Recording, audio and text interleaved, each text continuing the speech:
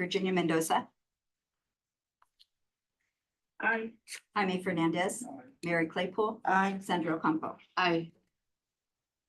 Okay, communications, 2.1, is there any correspondence? No, the only correspondence that we've received are public comments for the charter school matter that we'll hear later. Okay, thank you. And then oral comments from the public for items that are not on our agenda. What, okay, Good morning, members of the board, Madam President, Dr. Gus, colleagues and community members. I simply want to share with you that we've received a countywide benefit charter petition from Big Sur Charter. We're reviewing with legal counsel all the documents to ensure that they have submitted all the required documents, and then we will begin the process of review. thank you.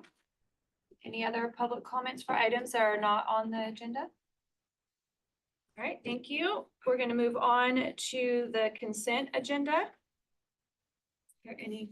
So moved, Madam Chair. It's been moved and seconded, all in, oh, sorry, roll call vote. Heather Owen. Aye. Annette Eastick. And I just want to say on the consent that there was an incredible number of things to celebrate. So this is on consent. I won't say anything more than that, but it's pretty neat. Aye. Okay, John McPherson. Aye. Virginia Mendoza. Aye. Jaime Fernandez. Mary Claypool. Aye. Sandra Ocampo. Aye. All right, motion passes. We're going to move on to, We move to recognition.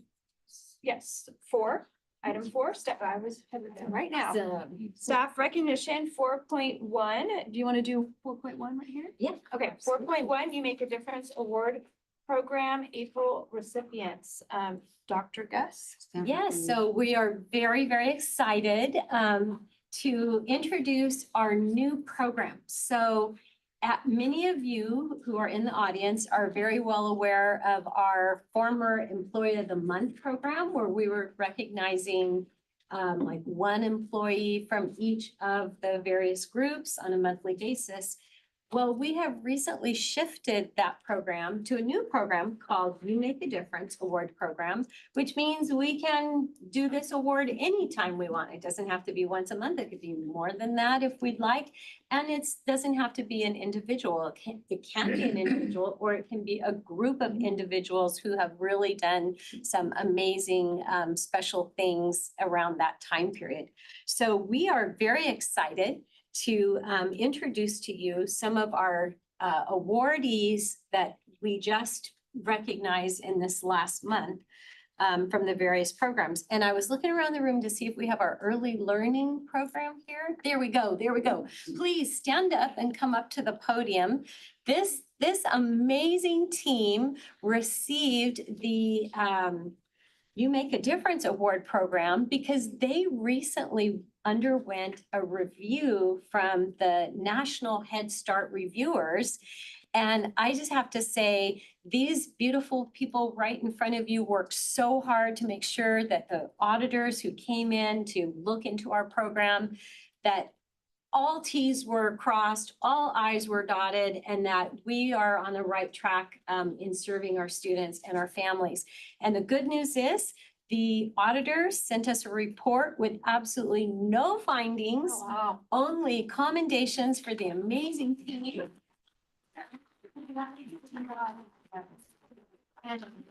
And this is, I think, very, very special now more than ever before, because as the board knows, we did undergo some transitions in leadership in the program. And sometimes when you're going through leadership transitions, things are not always so smooth, or, you know, things, you can maybe find things that because there's new eyes looking at them.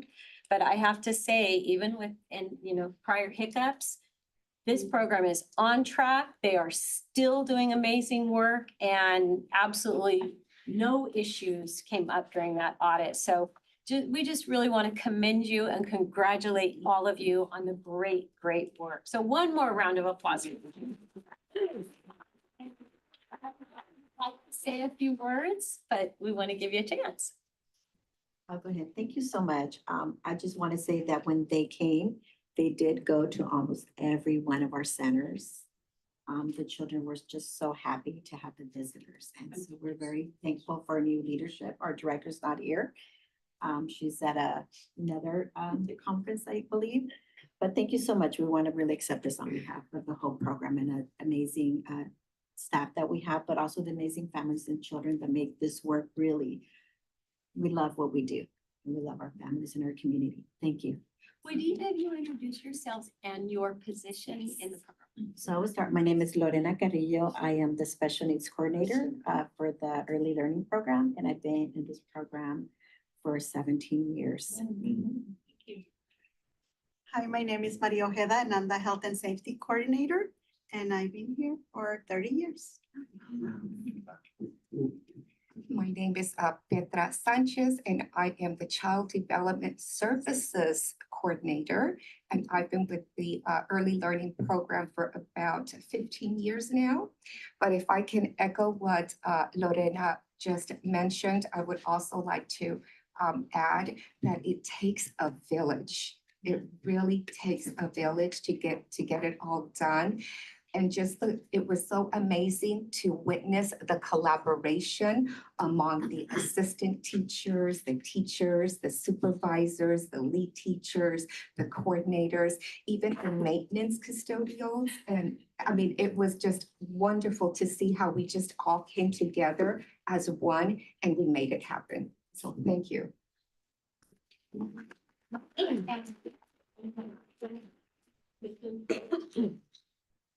You need to be introduced.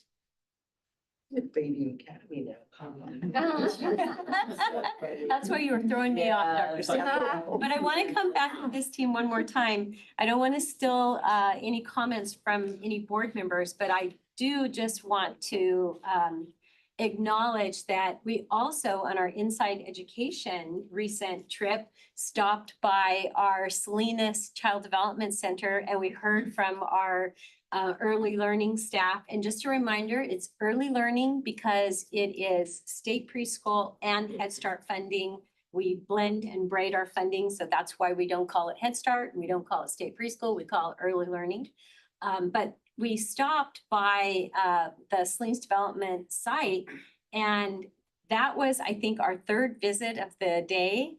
I have to say, it was so impressive. They had a folder full of all kinds of resources and goodies to give to all the community members that were on that visit. I won't say more just in case Annette, who was also there that day, might want to say a few things. So I'll leave it at that, but just know we are so proud of you and the great work you're doing. Thank you. Thank you. Okay, are there any comments? Yes. I just like to say, first of all, thank you for everyone for being here this morning. It's a beautiful day outside. And second of all, Lorena and Petra, thank you to the three of you. I didn't get your middle name. Maria. For their wonderful job and commitment. And you said it right, for years. I've been preaching since I've been on the board. It takes the village to raise a family, not just a kid. So thank you so much and keep it up. We're proud of you. Congratulations. All right. And our Can next, I add Oh, something? Yes, Yeah. Can thank I you, add Annette. something I else? was hoping you would. During that visit, it was so impressive for, me as a board member, but I think especially for the public to see just how hard our staff works on this and that they are so dedicated to this. They are the earliest learners in our programs and throughout the county. It is so important to start off great. And we are lucky to have people who are, dedicated to that and also who, the public didn't know about this. I think a lot of the people were like, wow, we paid that much attention to the learning. It's not just play in these early learning programs. It is really early learning. and it's important. So thank you to all of you, and I'm sorry I'm not there in person to celebrate. Thank you, Annette. Okay, Dr. Okay, Guest, we're gonna go yes, to our- 4.1.2. Yes, our next person that we'd like to recognize, we may have to drag up to the podium because she's a little bit shy. But we do have Linda back there to drag up Deanna. Deanna from our finance and business division. So when we came to surprise her a week or so ago, she was like, what? What? Like, no recognition needed. You can tell she is very, very shy, but very deserving of this recognition because she had to, well, actually, I don't want to steal Dr. Stanley's thunder, so I'm going to let Dr. Stanley share with you the amazing reconciliation work that Deanna recently did that put us in a very, very good position. So Dr. Stanley. Yes, thank you very much, and thank you to Deanna. When the Affordable Care Act first came into play, like, when was it, 2015, 2016, something like that? It began a whole new series of files and processing that District Advisory Services did in order to submit 1095-Cs. Well, because this was such a new program, the IRS was actually not ready to receive the files that we sent in. And so Deanna was the one who spearheaded making sure that the files were resubmitted in the format that the IRS finally figured out that they needed to have. In the meantime, what was happening is our districts were getting bills from the IRS for hundreds of thousands of dollars. And it was just like so traumatic. They would call and go, I have an $800,000 bill from the IRS. I'd be like, it's okay, Deanna's gonna take care of it. So Deanna spent many hours on hold with the IRS, as you all know about speaking with the IRS, before she would actually get a response from someone. She never let it go. She was always right there on top of it, making sure that these issues were resolved for our districts. And we are forever grateful, as well as all of our districts are forever grateful. And in fact, she moved from District Advisory Services to Internal Services, and she thankfully kept the job going as she moved into another department. So we are very grateful that she, with her expertise, held on to that job.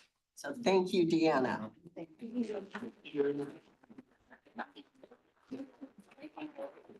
She's horrified. Just say, I love my job. How long have you been with MCOE? 8-9 years. 8 or 9 years. Thanks. I work for a great division, great team. Thank you. Thank you.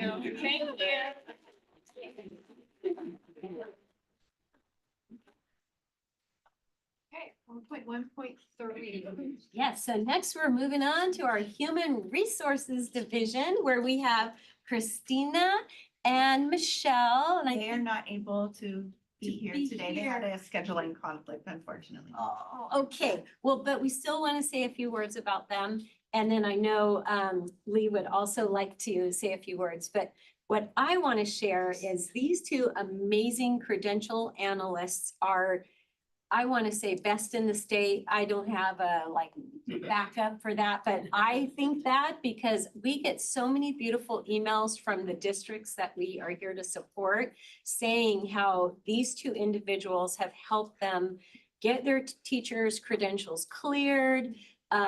They're making sure that the educators that are out there in the schools have the proper credential for the assignments that they are in. And so these two individuals work with all the districts to support them and our own internal staff.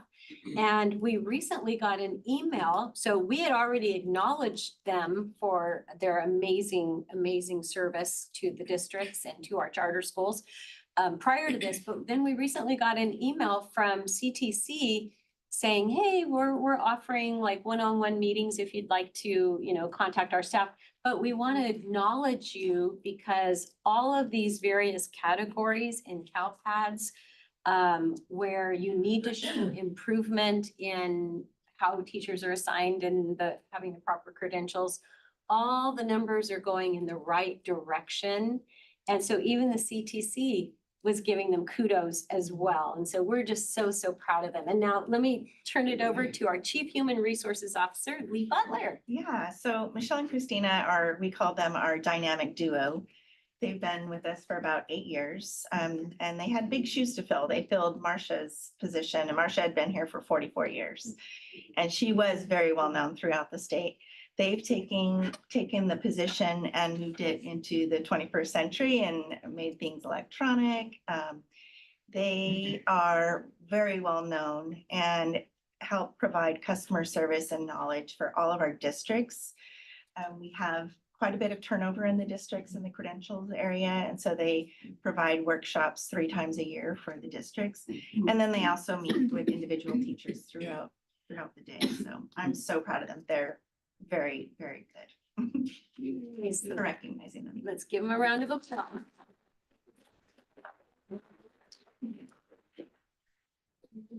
Yes. Okay, so we're gonna go on to 4.2, Monterey County Office of Education, Classified School Employee of the Year, CSEY / Teacher of the Year, TOY. Yes.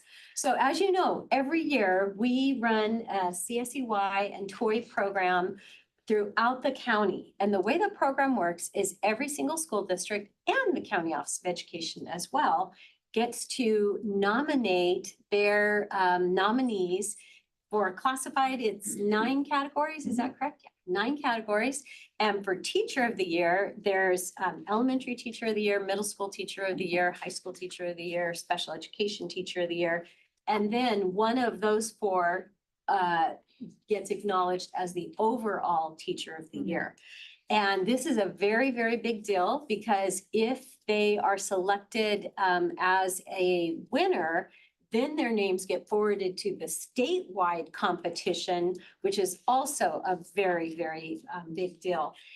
So this year for the Monterey County Office of Education, we are very proud to recognize our nominees and our awardees because we have 2 individuals who went from nominee to awardee in this selection process. And so I'm going to ask each of them if they will come up, and then I will also give their supervisor, if their supervisor's here in the room, an opportunity just to say a few words about these amazing individuals. So I'm going to try to handle this one in a group. So first of all, can we ask Julie De La Torre from Special Education to come forward along with her immediate supervisor, Beth, in the back there. So we're going to start with Julia. I have to just share with you, see that beautiful smiling face? Years ago, I had the great honor to work with her in Soledad. And I have to tell you, she was such a rock star back then, always going above and beyond with the smile on her face, willing and ready to serve. And then here, all these years later, it's come full circle because we get to work together on the same team for the Monterey County Office of Education. And she still has that gung-ho, let's get it done, let's be there for our kids and our families attitude. And we're just so, so very proud of her. And now I want to give Beth an opportunity to say a few words before we turn it over to Julia. Well, thank you, Dr. Gus, President Owen, trustees. Thank you for taking the time to recognize our staff. Julia is just a pivotal part of our team. And you know, you have glue in your office, right? And one piece of the glue is missing, things fall apart. And Julia is just, she's reliable, she's dedicated, she's organized. She has to put up with 4 different admin in our office and balance it all of our demands. But she's also the front line for our district partners for referrals. She supports those district partners. She supports staff out in the field. She supports the staff within our office. And she's dedicated to our students, always wanting to make sure that their needs are being met. So, and she balanced all of that with her own family and her own child that has special needs. And she also has a daughter in college, 1st generation daughter in college. She's very proud of, you know, single-handedly, single mom did that, right? So she's very dedicated, and we're just honored for her to be part of our team, and we're thankful for her every day. So.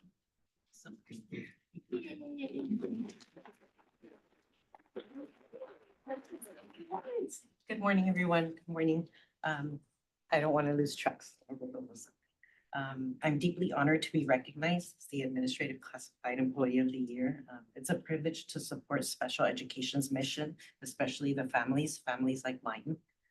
I'm sincerely grateful for my administrative team, my team. I wouldn't be up here if it wasn't without them. While this award is a personal highlight, it's a true reflection of how our team works and how well we work together. Thank you for believing in me and for this incredible honor.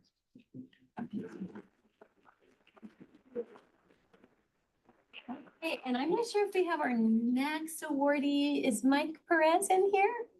No? He Okay. probably ran. He's just like Deanna, extremely shy. I think we traumatized him when we surprised him with the award. But Mikey is also one of those individuals who everyone in the building knows and loves because he's just so dedicated.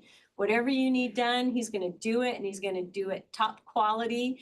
And when we say top quality, let me just tell you, you see all these things hanging on walls? They are all very straight because they're laughing because they know Mikey. He comes in, he doesn't just eyeball it and he's gonna hang something. Oh no, he's gonna measure it with a level. It's gotta be perfect because he has really high standards for himself and for those he works with. And that's why we love him so much because he's just always gonna give his best effort to everything he does. So let's give a round of applause for that. And now our nominees, we would like to recognize Julio Jimenez. Please, do we have Julio? You can come on up as well. We had the great opportunity to also surprise Julio not that long ago. So humble, so kind, but just like, again, goes above and beyond in everything he does for our families. I won't steal all Beth's thunder, but just know, Julio, we love you. We see you. You're amazing. And Beth, I know you want to add to that. So Cheryl is the supervisor at the site, and she couldn't be here today because she had a meeting, but so I'm here speaking on that behalf. But Julio is one of our interpreter translator community liaisons. And so community liaison is like so many things, right? But Julio is not just dedicated to our families and our staff. He's just dedicated to the work in general. He just loves our families and he always supports other programs when they need it. We support himself that needs something, you know, he's there also volunteering to support at meetings, to translate and support families.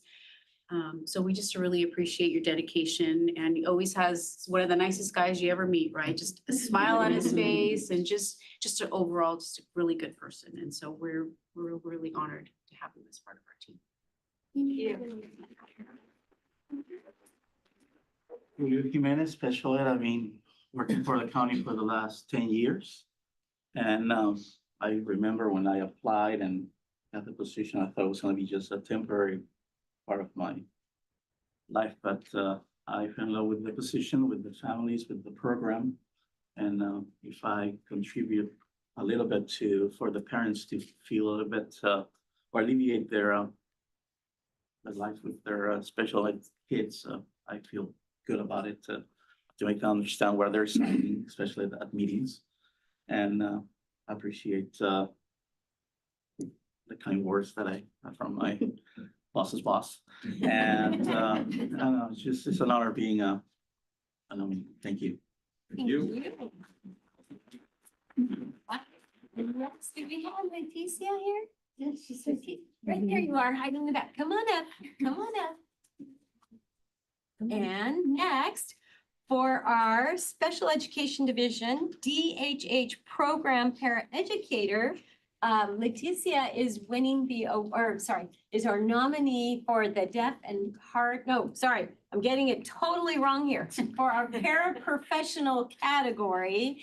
And obviously very, very loved by her team members. When we went to surprise her, you could just see the excitement in the room, everybody knowing like, oh, we picked the right person for this category this year. Just so much love, so much support. Everyone had just beautiful things to say about you. And now I want to give your supervisor an opportunity to say a few words as well. She knows how nervous I am talking in front of all of you, so she's really enjoying this moment. So Letty has worked for the county for 33 years, and I've had the pleasure of working with her for 10 of those years. There's not enough ways that I could describe how great she is.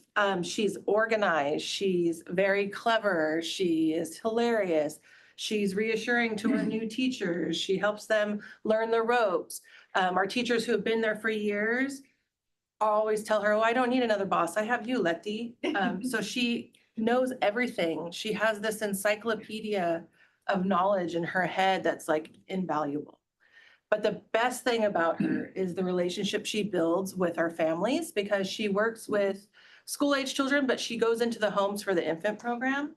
And just this year, we had a high school student, and I was at the IEP, and she was graduating from our services because she no longer was eligible. And the mom at the end of the meeting came up to me and said, oh, do you still get to work with Letty? And that's how she worded it. Do you get to work with her? And I was like, oh yeah, she's still there. Oh, please tell her we miss her, because she worked with the child when they were an infant. So that tells you her long lasting impact on our family. So I love you.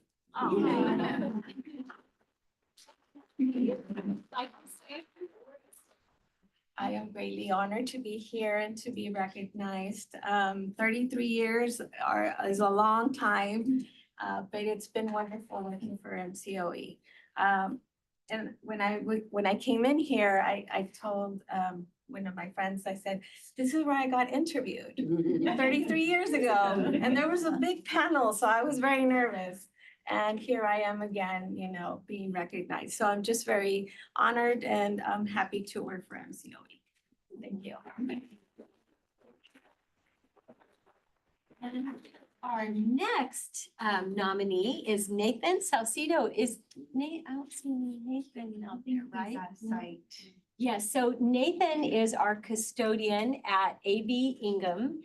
And so any of you who have ever visited that site, you will see the floors shine.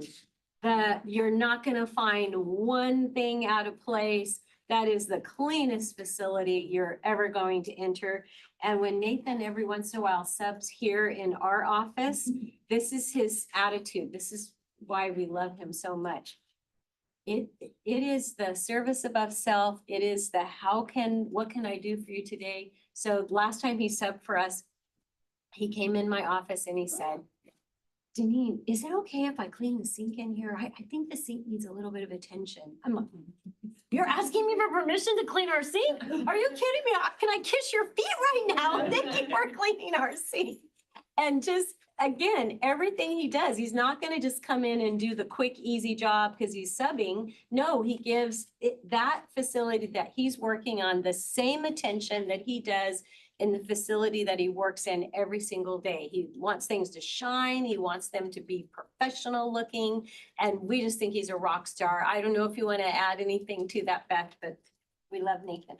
Well, I'm not a supervisor, but Nathan started as a paraeducator at ABI. And so when he transitioned to the custodial, I think he really wanted to be at ABI because he's so dedicated to those students. And he always says, this place is my baby. He just, you know, he's just an integral part of the whole ABI team, and he does a great job. We just love him. So, and I just want to say one more thing. I feel really fortunate that we have so many amazing staff that we're able to recognize, and it just shows that MCOE is the place that people want to be, and the families, we want to support those families. So it's just in our heart to, you know, support our families, and I'm just very fortunate and thankful for all of our great employees we're able to recognize.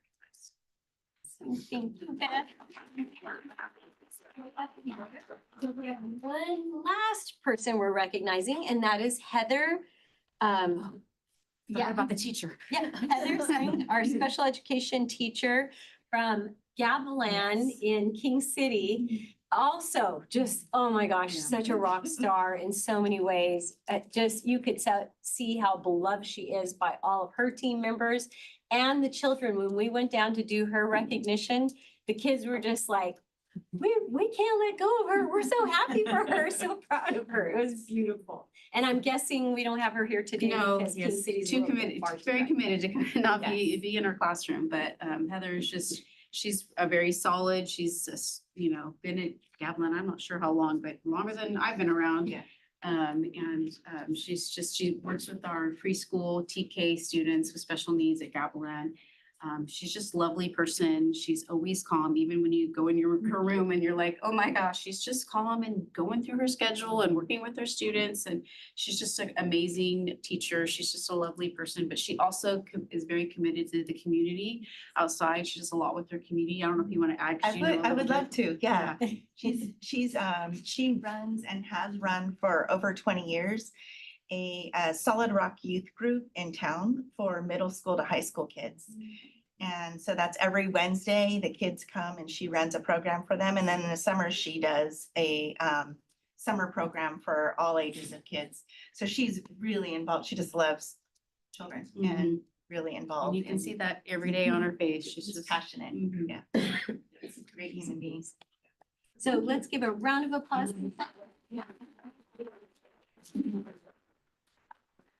Thank you. And that completes our. All right, thank you very much. We're gonna move on to item 5, unfinished business action items.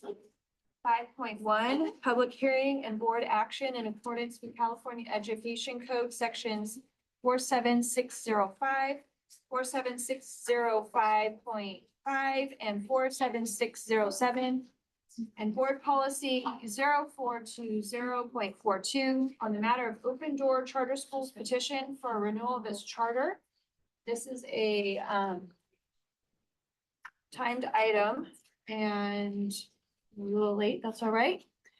Okay, so good morning, everyone. I am now opening the public hearing regarding the charter renewal petition submitted by the Open Door Charter School. The time is 9:36.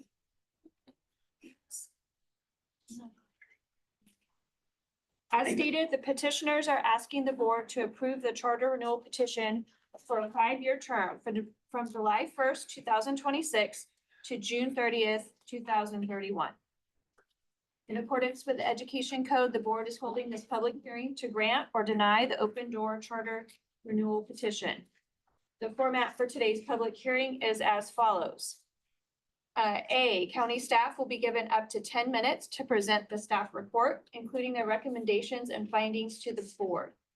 B, the Open Door Charter School representative will be given up to 10 minutes or the equivalent time given to staff for their presentation. C, the board will then take comments from the public. If you have not done so already, please fill out a request to speak form and return it to Cindy. And we have the forms in the back, and this is Cindy here. Speakers will be called in the order the requests were received.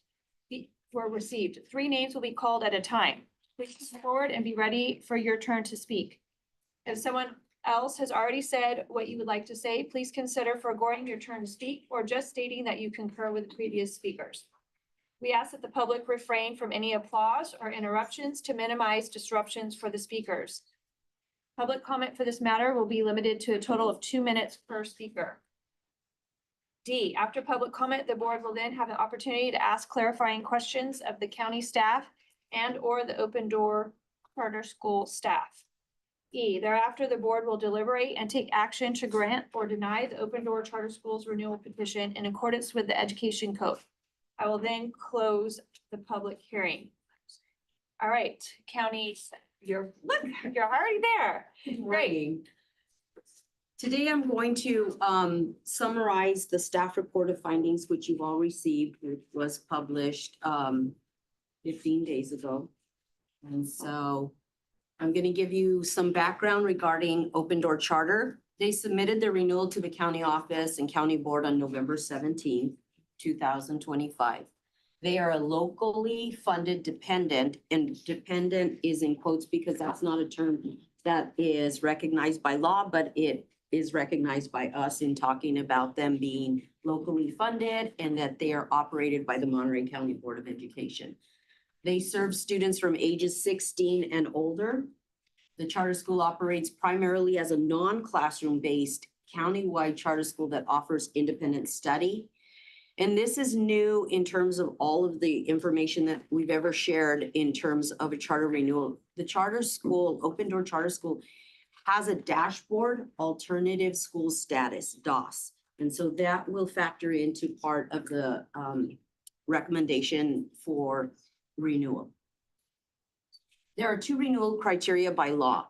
A general renewal criteria, and the new one that we'll introduce today is an alternative dashboard renewal criteria. Under the general renewal criteria, the renewal petitions shall include reasonably comprehensive descriptions of any new requirements for charter schools enacted into law after the charter was originally granted. That's not new. We've heard that before and we've done that before. The second general renewal criteria is that the board may not deny a renewal petition unless it makes written factual findings specific to the particular petition, setting forth specific facts to support one or more of the following. All the bulleted items would be what would have to be written factual findings to deny a charter petition. That the charter school presents an unsound educational program, that the charter school is demonstrably unlikely to successfully implement a program set forth in their petition, that they do not contain the affirmations which are in law that they must contain, that the petition does not contain reasonably comprehensive descriptions of the elements in its program and operations, and that the petition does not contain a declaration of whether the charter school is being the exclusive public employer of the employees of the charter school. The alternate dashboard renewal criteria, when considering a charter school for a DOS school, the chartering authority must also additionally evaluate the charter school's performance based on any alternative metric that has been mutually agreed by the charter school and the authorizer. The beginning of the term for Open Door Charter, it was mutually agreed upon that the graduation rates would be the metric considered under the DOS renewal criteria. The proposed findings for your consideration today are finding 1, staff and legal counsel. Findings are the following. The renewal petition presents a sufficiently sound educational program for pupils to be enrolled in the charter school. Finding 2, the charter school is likely to successfully implement the program set forth in the renewal petition. And finding 3, the renewal petition contains a reasonably comprehensive description of all elements, including any new requirements for charter schools enacted into law after the charter was originally granted and renewed and last renewed. The alternative metrics measurement for a DOS school, again, that the charter school and MCOE would mutually agree to consider the charter school's overall graduation rate as a renewal metric. In the staff report, you saw each year what the graduation rates were. And while there was some fluctuation in the graduation rates, there is demonstrably an upward trend marked by quite a bit of improvement in this last year, with 72% of their students have graduated. The charter school's alternative metrics therefore supports a finding that the academic program is sufficiently sound. The recommendation based on MCOE staff review of the renewal petition and observations of the charter school's operation is that MCOE recommends renewal of Open Door Charter School for 5 years. The recommendation that we are giving as a motion is that the county board move to grant the renewal of the Open Door Charter School for a 5-year term, commencing from July 1st, 2026 through June 30th, 2031, and to direct county staff to prepare an updated memorandum of understanding with the charter school that is reflective of its renewal term, which shall also be presented to the board in an upcoming board meeting. And so I will open it up for any questions now, or we'll move on to the presentation by the. Anybody have any questions for Michelle? I think we go on to the next. Okay. Thank All you. right, thank you. Will the charter school representative please introduce themselves and proceed with the presentation? Please limit your presentation to 10 minutes. Good morning, President Owen, board members, Superintendent Gus, cabinet members, and members of our Monterey County community. My name is Stephanie Onsti, and I serve as the Senior Director at Open Door Charter School. 2 seconds. We're gonna get Oh, your sorry. presentation. And I'm here on behalf of our students, our families, our awesome staff to support our request, ask for your support of our request for the renewal. Today, I'll review the highlights of our student outcomes, our program in compliance with Ed Code. Many of you have already received this information, and I think you've received some of it for the afternoon as well. We appreciate our board as our authorizer, and we have appreciated this process. I think when you have any opportunity to reflect on why you're somewhere, writing a charter renewal really makes you dig in to figure out what your purpose is. And so I think our staff really benefited from the process, and we appreciate your support. We have renewed our commitment to serving our students who have significant barriers for graduation. So I kind of went over these things here. Let's see, sorry. Our mission is that the mission's clear, we are an alternative education program. And the purpose we exist is to serve students who have fallen through the cracks of our system, our larger system, and who have faced significant challenges and roadblocks in completing their education. Our students are adults and credit deficient high school students, many of whom who are highly mobile and who need flexibility to balance school, work, and family. Our mission is to support students in achieving their academic, career, personal goals with a clear expectation that they will earn a high school diploma.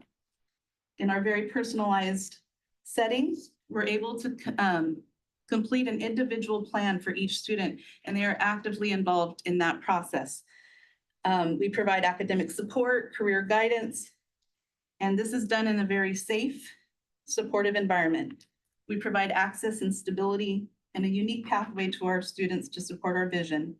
We are reducing the dropout rate, and we continue to improve this every year. Our educational program is an independent study program that's built to provide flexibility and accountability. We have independent pacing, and we utilize this independent study and blended learning that is to support the student where they are. We have personalized pacing to maximize credit recovery, and our curriculum is standards aligned. And we do weekly progress monitoring, not monthly, weekly. They come in to check what they've done, where they are in their goal setting, and they meet with teachers individually. Each student has an advising teacher who develops the study plan, and they provide one-on-one instruction. The students and staff meet weekly, and our staff meets weekly. And when progress stalls, we have interventions in place, and they're implemented immediately. Our student outcomes demonstrate measurable and sustained improvement since opening. Our cohort graduation rate increased from 42% to 72% by the 24-25 school year. Average credits earned increased from 40.5 to 58.5, with students expected goal pace to complete approximately 50 credits per school year. These results reflect effective re-engagement, consistent progress monitoring, and an instructional model for students who need time, who need flexibility, structure, and support. And this year, we're expecting to graduate 53 students. You've seen our video with student voices. I won't use that right now, but you will hear from 3 students, one teacher reporting for a student today, and you'll be able to hear their voices. Student supports and secondary post-education readiness. Our academic success at Open Door is supported by intentional wraparound services. Students receive academic counseling and case management, attendance and engagement interventions, workforce development opportunities through our WIO partnerships and our Turning Point that we have renewed, and our college and career counseling, including dual enrollment opportunities. And since our last meeting, when we did our initial renewal request, We've added counseling services to meet the social and emotional needs of our students, which was an identified need that the students identified on their survey. And I want to thank everyone who supported that process in making that happen. We have continuous improvement that we need to do, like any educational system. We need to continue to improve our data collection because we don't fit in a box for the data that the state normally collects. Most of our students are already out of their cohort. So when you see that our students are not graduating in their cohort, that's who we're designed to serve. And so many of our students are taking tests when they haven't had a math class in 10, 15, 20 years. And so, but we have to figure out measurable points for us and how we can show our growth even better than what we're doing today. And we have partnered with Parsec to help us find ways to track our data. We want to continue to stay in alignment with our county alternative education priorities. And we are committed to accountability. And we have to look at ourselves, continue to refine, expand, stay up to date with our services and how we support our students for the new world of education. We are WASC accredited and we received a full WASC with only one day, like a video review. So when they saw our program, they said, we just need to come and you need to write a report and we'll interview you. And that'll be this fall. And then we have just created another CT opportunity. When we came the first time for our renewal, I had it down as an exploration, and we have been able to hire someone for both our regular alternative education and to provide services at Open Door Charter, and that person starts on Monday. So we're very excited about that. And we continue to expand and the more involved we get with WeElla, we're making connections in the community and we continue to look for gaps in services in our county. And that's a commitment that we have as a team. And we have increased the amount of student voice. We're asking students to give us feedback. What type of art activities do you want? The counseling. We're asking them what they want and we're trying to design the things that they need. So meeting both the wants and the needs of the students. We do request the renewal for 5 years, and we would like to continue to serve our community with educational options, which is a need in our community. And we commit to having a cycle of inquiry to continue our growth and to serve our students the best we can. And that's what I have. Great, thank you. Thank you. Okay, where am I? Okay, I'd like to invite public comment on the charter renewal petition. How many cards were received? We have 3 public comments. Okay. And do you go ahead? Yeah, let's go ahead and start. All right, so first we have Peggy Vandermolen, and she will be speaking for student Angela Hernandez. And Peggy will be followed by Jose Guzman, and he will be followed by Bianca Arias. Peggy. Good morning. Hello, my name is Angelia Hernandez. I want to start by thanking the Board of Education and Open Door Charter for this opportunity and giving me a chance to share my story. I hope my story will encourage many other people, whether they are struggling or just don't believe they can accomplish their education goal, that it is possible. My journey of completing high school has not been easy and it has not been quick.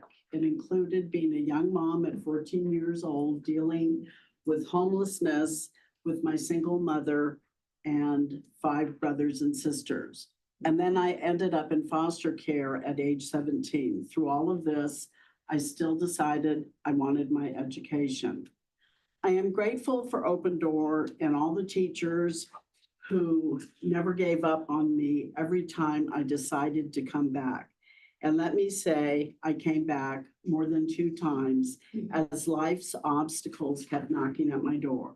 But I never gave up. I wanted to show my daughter that anything is possible as long as you put your mind to it. After a few years of leaving and coming back, I'm finally going to graduate, not just for my daughter, but to prove to myself that anything is possible, no matter where you come from or what you have gone through. None of these stops you from being where you're headed. I want to thank Jocelyn for allowing me to always come back when I was ready. And most of all, I want to thank Peggy for never giving up on me and never making me feel I wasn't good enough or I couldn't do it. She pushed me to be better and get my work done, no matter how many times I thought I would never finish.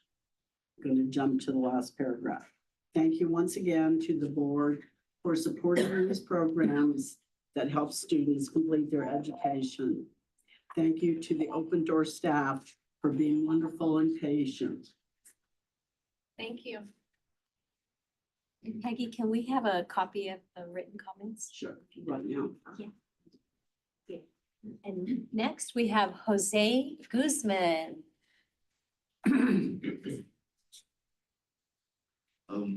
Good morning. My name is Jose Guzman.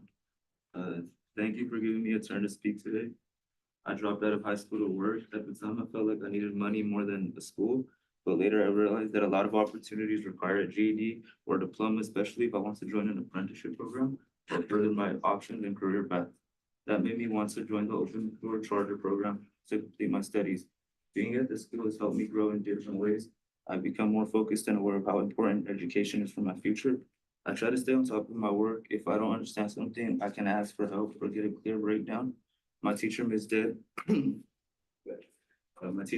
helps by explaining the work clearly or giving more time to complete. Because of that, I can complete the assignment and actually understand it, not just rush through it. If I don't understand something, they don't just move on, they help you until you get it. That made me more comfortable asking for help. My bad,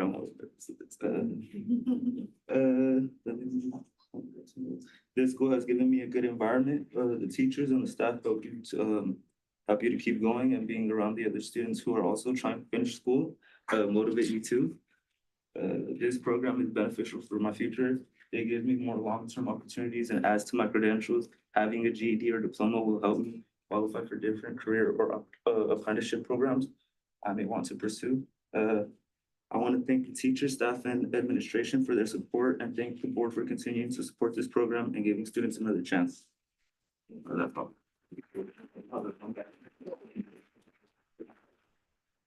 Next, we have Bianca Arias.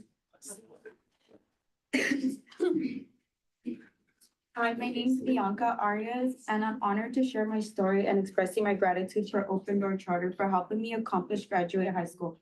My journey to graduation was not a traditional one. I dropped out of school after becoming a young mother. At this point in my life, I felt facing a lot of responsibility and changes, and finishing school was no longer simple or easy. Even though I dropped out, it was also my goal to go back and finish one day. What brought me back was my daughter.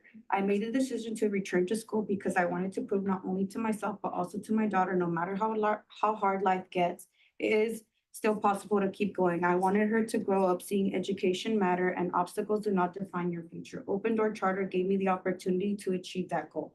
This school helped me in many ways. I gave my support and encouragement. It taught me that I was capable of more than what I once thought. It gave me confidence to keep pushing forward. There were many moments when balancing life and responsibilities in school was challenging, but what made a difference was having teachers that were involved in helping me succeed. Open Door Charter also gave me an environment where I felt understood and supported. It was more than just a place to earn credits. It was a place where I was reminded my goals still mattered and my future was worth fighting for. Because of this goal, I not only graduated, but I also walked with a stronger sense of confidence and determination. My plan after graduation have included continuing my education and working towards becoming a certified nurse assistant. Earning my diploma was just the beginning of my journey. I would like to sincerely thank all the teachers, staff, administration, and Open Door Charter for believing in me and helping me reach this point. And to the board, thank you for continuing to support programs like this. School, like Open Door Charter, truly changed my life, and I'm proud to say it changed mine. Thank you.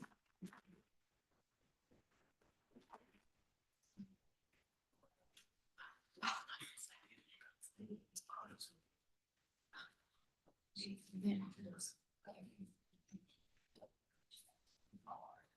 we have any other comments or is that all the cards we've received? Yes, for that.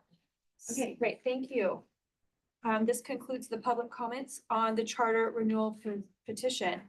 I now want to open it up to the board to ask any clarifying questions of the county staff or the petitioners regarding this charter renewal petition. Does anybody have any questions? I just have one for the. First of all, I just wanted to congratulate you on your improvement areas. It was quite outstanding. But my question was, after they, I don't know if you even track this data yet. After they graduate, do you know if they go on to further education or if they get jobs? Both. Like Bianca actually enrolled in the CNA program, but I don't think we do a great job at tracking that. I think there's room for improvement. And Jocelyn is actually part of our team who has been trying to figure out, that's one of our goals, is to how do we track our students after they leave and what are they doing next? Many of them do already have a job when they're with us, but many go on to college and career and vocational training opportunities. Well, that's great because that's the purpose of the program, to Yes. get them so that they Yeah, can be but stable. I think it's an area of growth for us. I think most of our data is anecdotal, right? We keep in contact with our students, they call us, we kind of in that way, but in terms of having numbers and how many students go on to a 2-year college or a 4-year college or go straight to work, I don't think we have some data, but not great data in terms of tracking that. I think it's an area of growth for us. Yeah, it'd be very useful. I assume in getting financing as well as, continuing to get approval. Yes. Thank you. Thank you. Thank you, Mary. Are there, yes, Sandra? Yes, thank you so much. Like my colleague has spoke to you about your improvement, the dropout rate has dropped, which is wonderful. The 4-year plan or the plan that you do with every student, it's amazing because my husband has worked for 40 years at Aliza High School as a high school counselor. And one thing that I learned from him is the master planning of every student at a time. It was unique and it has to be. So they can be prepared either to go vocational career or university career. One thing that I'd like to see maybe in the future, it will be like a reach out to all those alumni to bring them back on a yearly basis, like a celebration, like they do at a high school level. Yeah. And they bring their own mentors, they're already working in some areas, so they can become like a motivation to our own existing students. Like a mentorship. Yes, yeah. like a mentor, or like a shadow program, like the Shadow. kids are not actually assured, like a mentoring for.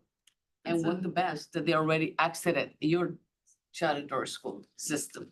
Thank you. I think that would be amazing to see. That's a great. And we have visited your campuses. Sarah, And did what you- else I'm can we sorry to say? interrupt. Did you have a question? Because this I'm is. sorry, there was a this is comment. There was a Okay, comment. not a it's not question. time for comments right now. I'm sorry. It's Yes, time for no, no questions. problem, no biggie. It's like always, English is a second language for me. It's difficult sometimes to address the public. And thank you, the Madam Chair, that she's always calling my assistant, whether it is a question or, but it's okay. I deal with her. She's wonderful. She's wonderful. So just to wrap it up, I'm waiting for every of your shutter doors. All right, any other questions? We're looking for questions right now. You're lucky you don't have to be bilingual, guys. All right, seeing no further question, people on the phone, do you have any questions, Annette or Virginia? No, thank you. Okay, Okay, thank you. all right, thank you. Thank you. Okay, so at this time, I would like to close the public hearing. The time is 10:03. And now the board will have a chance to deliberate. John? I'd like to make a motion, speak to the motion. Second the motion, Madam Chair. I haven't made it yet. Point of parliamentary procedure. Let me get back to the Which number was it again? 5.1. 5.1, thank you.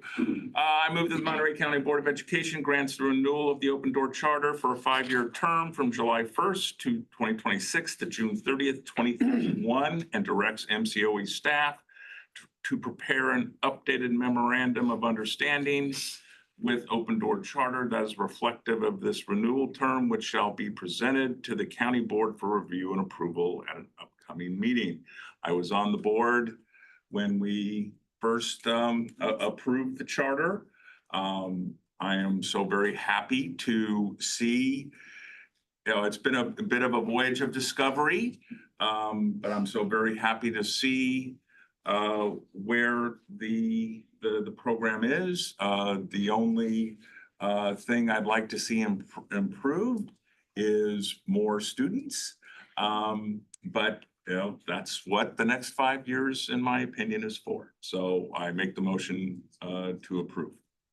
Thank you, John. Second. It's been moved and seconded. Are there any other comments or deliberation before we take a vote?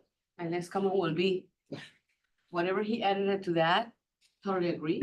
I think your program is excellent, that we would love to see a higher percentage of a student becoming involved.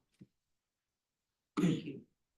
I just want to say, oh, sorry. Go ahead, go No, ahead. you go first. I already went once. Well, first of all, I was gonna ask, are we in the comment section now? Yes, we are. I may make a comment. Thank you, Jaime. I just want to commend you, the students. I think the idea that you recognize I need to get back into school is huge for you. And the fact that you're doing it with kids and everything else going on in your lives, I think it's great. And I think it goes to show how important charter school is. So thank you guys for that. And I had to smile when you were up there telling your story, because it's a persistence of, I'm gonna get back into school and I'm going to graduate. Thank you for that. And I congratulate you. Thank you, Jaime. Mary? Well, I just wanted to say that when this first came to us for approval, I was a little skeptical, because I wasn't sure, one, if it was needed, and two, if we could actually pull it off and make it a success. So I'm happy to see that you have proven me wrong, and that it was needed, and it is a success, and that students are being helped by it, and that they're changing their lives because of what you're doing.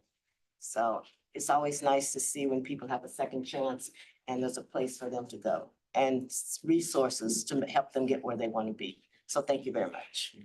Thank you, Mary. Are there any other comments? Anybody on the phone? I have a comment. Go ahead.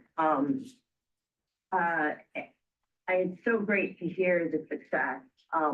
And I guess my comment would be, I guess it should have been a question, is how are we using, or can we use Gladio to help our graduates go into, school education in general is something important in my mind, but to get to where you want to be in life is even more important. And Gladio, to me, where you're hooking what you want to do with your life and being able to make money at it, seems to make so much sense. So it's a semi-comment, semi-question about how to, hopefully use Gladio as well, because I think that could be a real, way to keep people who are already living here making a job, graduating, and then going on to jobs that are successful. So that's my question / comment. Yeah. We're gonna get an answer for you in a second, Annette. Sorry, I didn't think of it as a question before. That's okay. Thank you for the question and the comment. I think post-high school or programs like Gladio that help you kind of do job exploration and career exploration are an area that we can continue to improve on, including our partnerships as well. We haven't used it extensively, and we can continue to figure out the best fit for our program. We have done some auditing of, our services, and one of the things that we haven't truly fully implemented is our educational liaison and a team to get together to figure out the best pathways, giving our structure. And that is one of our goals for next year. So I appreciate the question and the idea so that we can add that to our list of things that we need to focus on. But it is part of our plan, not Gladio specifically, but the specific recommendation is something that we can explore further. Thank you. Thank you. All right. It has been moved and seconded that the Monterey County Board of Education grants the renewal of the Open Door Charter School for a 5-year term. Cindy, can you do a roll call vote, please? Heather Owen, Aye. Annette Eastek, Aye. John McPherson, Aye. Virginia Mendoza, Aye. Jaime Fernandez, Mary Claypool, Sandra Ocampo. Aye. Thank you very much. Motion passes. Congratulations.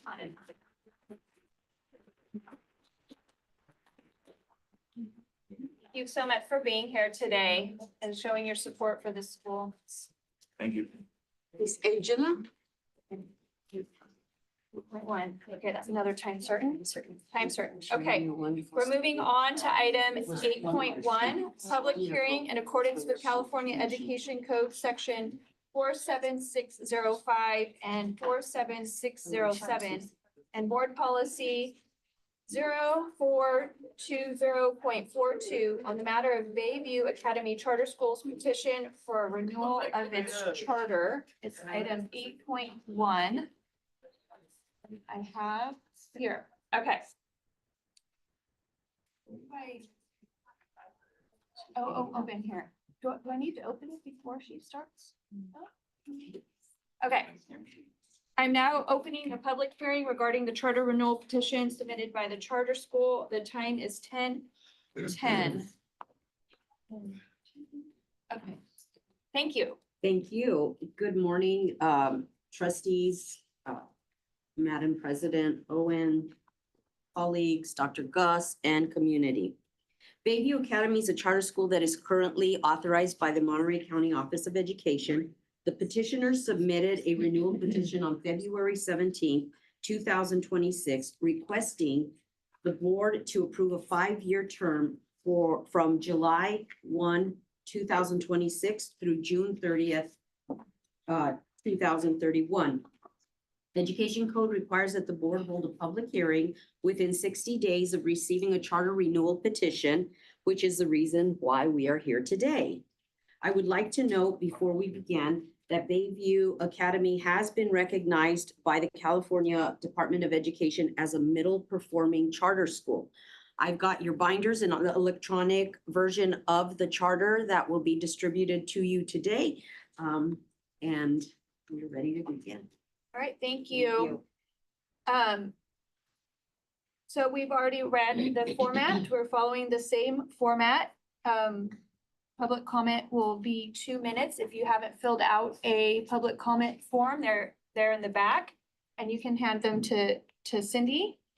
I want to remind everyone that the board will not be taking action today. Staff is currently reviewing the submitted petition, and following the review of the petition and this public hearing, the board will either grant or deny a renewal of the charter within 90 days of the receipt of the petition. However, that date may be extended by additional 30 days if both parties agree to the extension. The board shall publish staff recommendations and the recommended findings at least 15 days before the second public hearing, at which the board will either grant or deny the charter. Staff is scheduled to publish the staff report by April 28th, 2026. And then, let's see, so I got everything. Okay. So I would like to call the charter school representative forward, and you will have 10 minutes. Thank you. Good morning, County Superintendent Dr. Gus, President Owen, and trustees. I am Rhonda Griffith Harmon, and I serve as the director of Bayview Academy. I'm both nervous and super excited to be here. You have authorized us since 2011, so we're truly grateful to be here to highlight all of our successes and share our wonderful stories with you all. I am delighted to be here with my colleagues. I have a tribe. Julia Kim, our special education director, and Ms. Gelvish Myrold, our upper school vice principal, Teresa Gomez, community organizer, and Mrs. Catherine Ballesteri, our principal at the lower school. Together, we will share all of our wonderful stories with you.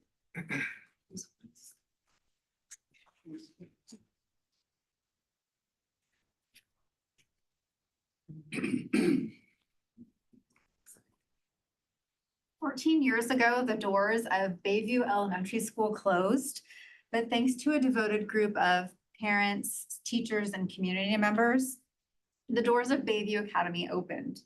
Since then, BVA has flourished, expanding grade levels to include early childhood and middle school, increasing enrollment from under 200 to over 400, adding a second campus, building a community where learning, collaboration, inclusivity, and relationships are at the heart of everything we do, and creating a place where children learn, play, and grow.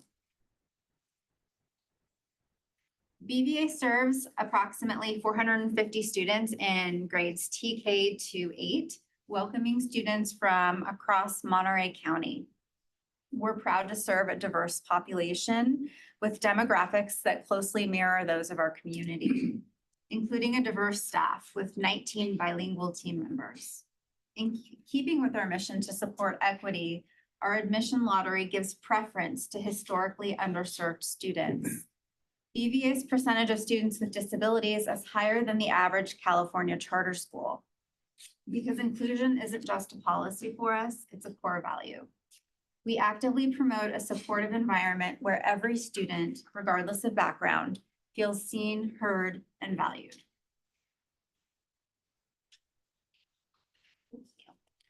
Academically, BVA goes beyond helping students meet standards. We strive to ignite curiosity, inspire creativity, and make learning meaningful. Our thematic, inquiry-based curriculum incorporates social justice, project-based learning, and technology integration, helping students connect what they learn in the classroom to the world around them. We extend learning into the community through partnerships with over 43 local organizations, providing students with real-world experiences that bring their education to life. Whole child development is embedded in everything that we do through restorative practices, community meetings, arts, music, physical education, 3D design, elective rotations, and service learning. This comprehensive approach ensures that our students grow, not just academically, but socially, emotionally, and creatively, graduating as confident, compassionate, and capable individuals ready to make a difference in their community. BVA's achievements are reflected not only in our programs, but also in measurable outcomes. No, I think it needs this. Thank you. In 2025, nearly 46% of students met or exceeded standards in English language arts, outperforming Monterey Peninsula Unified School District. In math, 31% of students met or exceeded standards, and we remain above our local districts. We are particularly proud of our English learners' success. BVA's English learners achieved a 20.45% English language arts proficiency rate in 2025, nearly double the state average and the highest among schools in our area. Students with disabilities also showed significant growth, improving from 8.88% to 17.5% in English language arts, now above the state average, and also showing growth in math with performance above the state average. Our Hispanic and Latino students outperformed all comparable schools in English language arts, reflecting our commitment to equity and culturally responsive instruction. Chronic absenteeism has declined significantly from 22.3% in 2023 to 15% in 2025, demonstrating our sustained investment in student engagement and attendance. Parent feedback consistently reflects strong satisfaction and trust in BVA. Last year, 89% of parents felt the school was safe and 94% were satisfied with their child's experience. Over the past 3 years, 100% of parents of students with disabilities reported satisfaction with our special education program, and shared that their children felt happy and supported at BVA.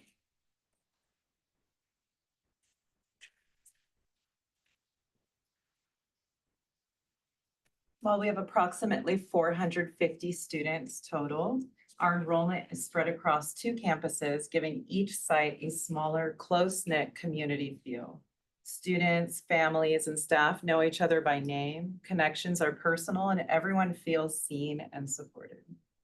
At BVA, students thrive academically, socially, and emotionally with small class sizes, dedicated staff, and specialized in-person support for students with disabilities. Families and community members are actively involved through events, committees, partnerships, and parent education sessions, helping to weave a strong, caring, and committed school culture. Our staff continuously engage in professional learning to ensure all students are supported and challenged. At BVA, students, families, and staff work together to build a school where everyone truly feels valued and part of our community. Next.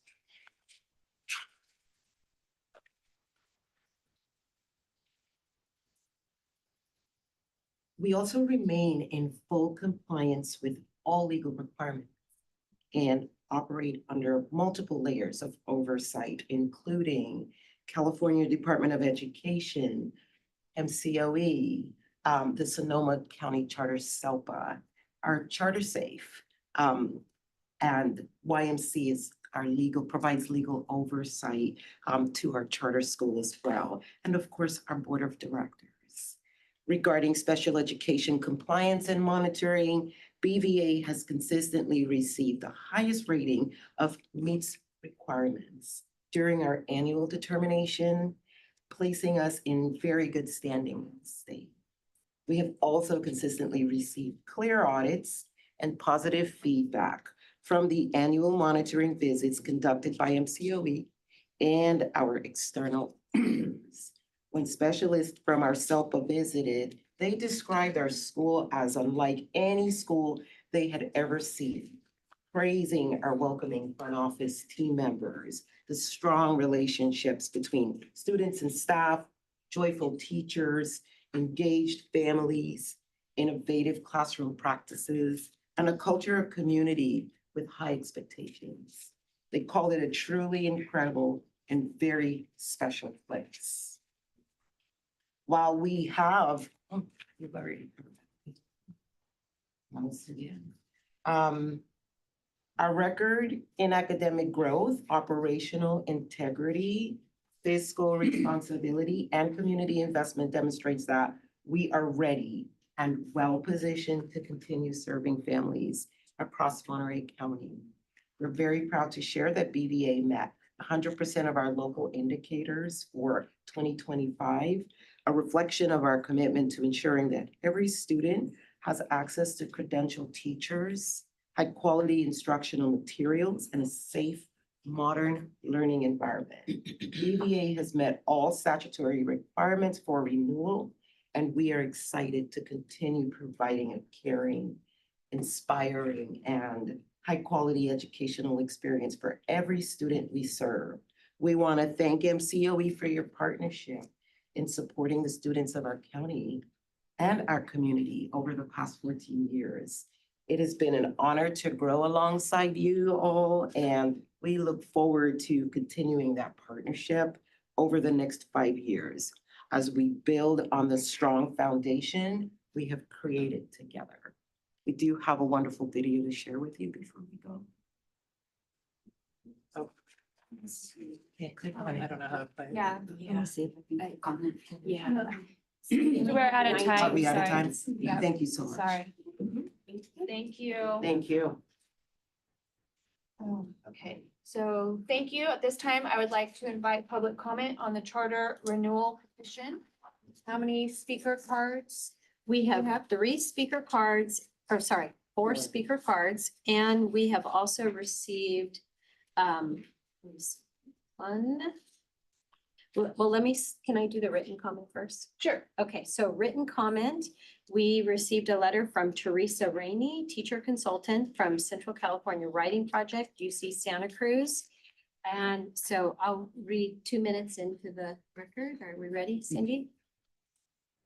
To whom it may concern, I am so very pleased and excited to have this opportunity to recommend a charter renewal for Bayview Academy.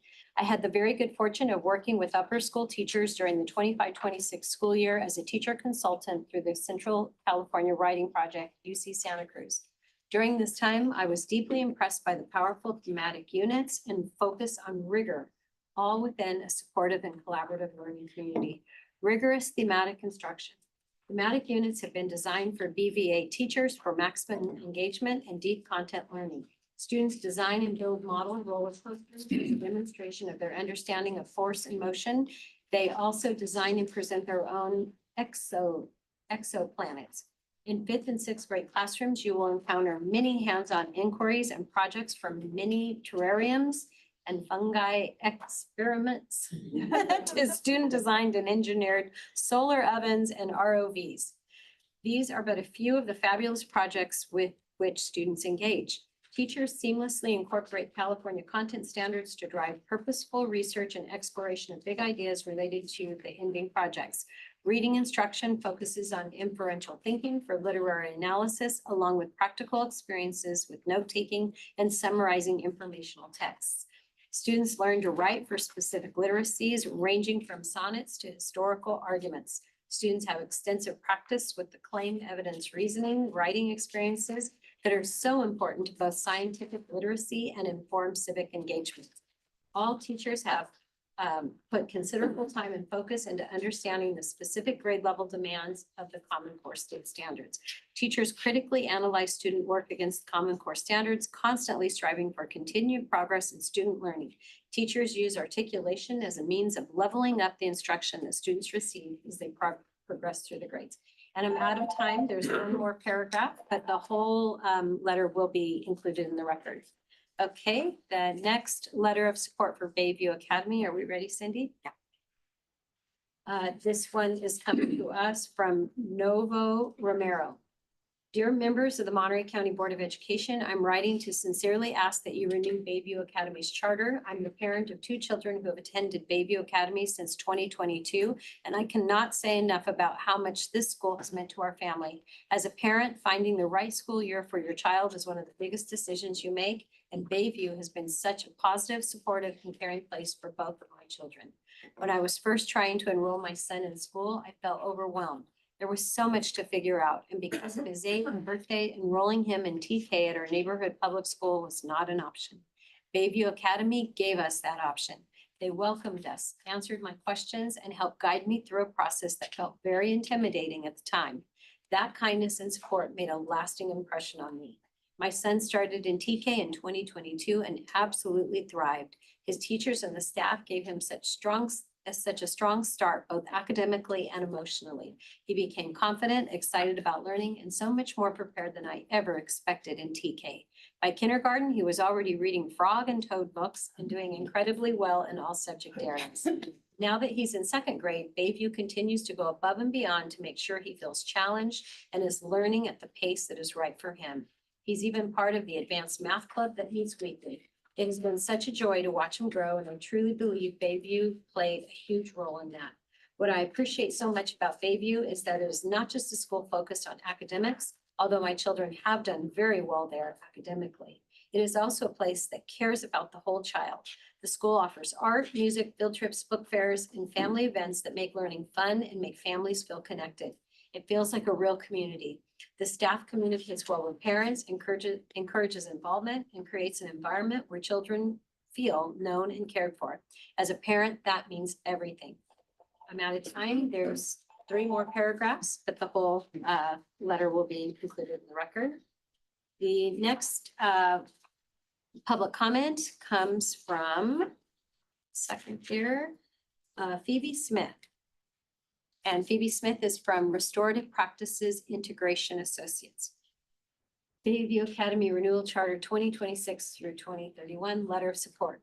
It is with full confidence that I submit this letter of support for the charter renewal of Bayview Academy. My name is Phoebe Smith. I'm a restorative practices practitioner, certified professional mediator, coach, and consultant. Having served as a consultant and executive coach to the leadership team and staff over the last 2 years, I've had a front row seat to the school's efforts to build and transform.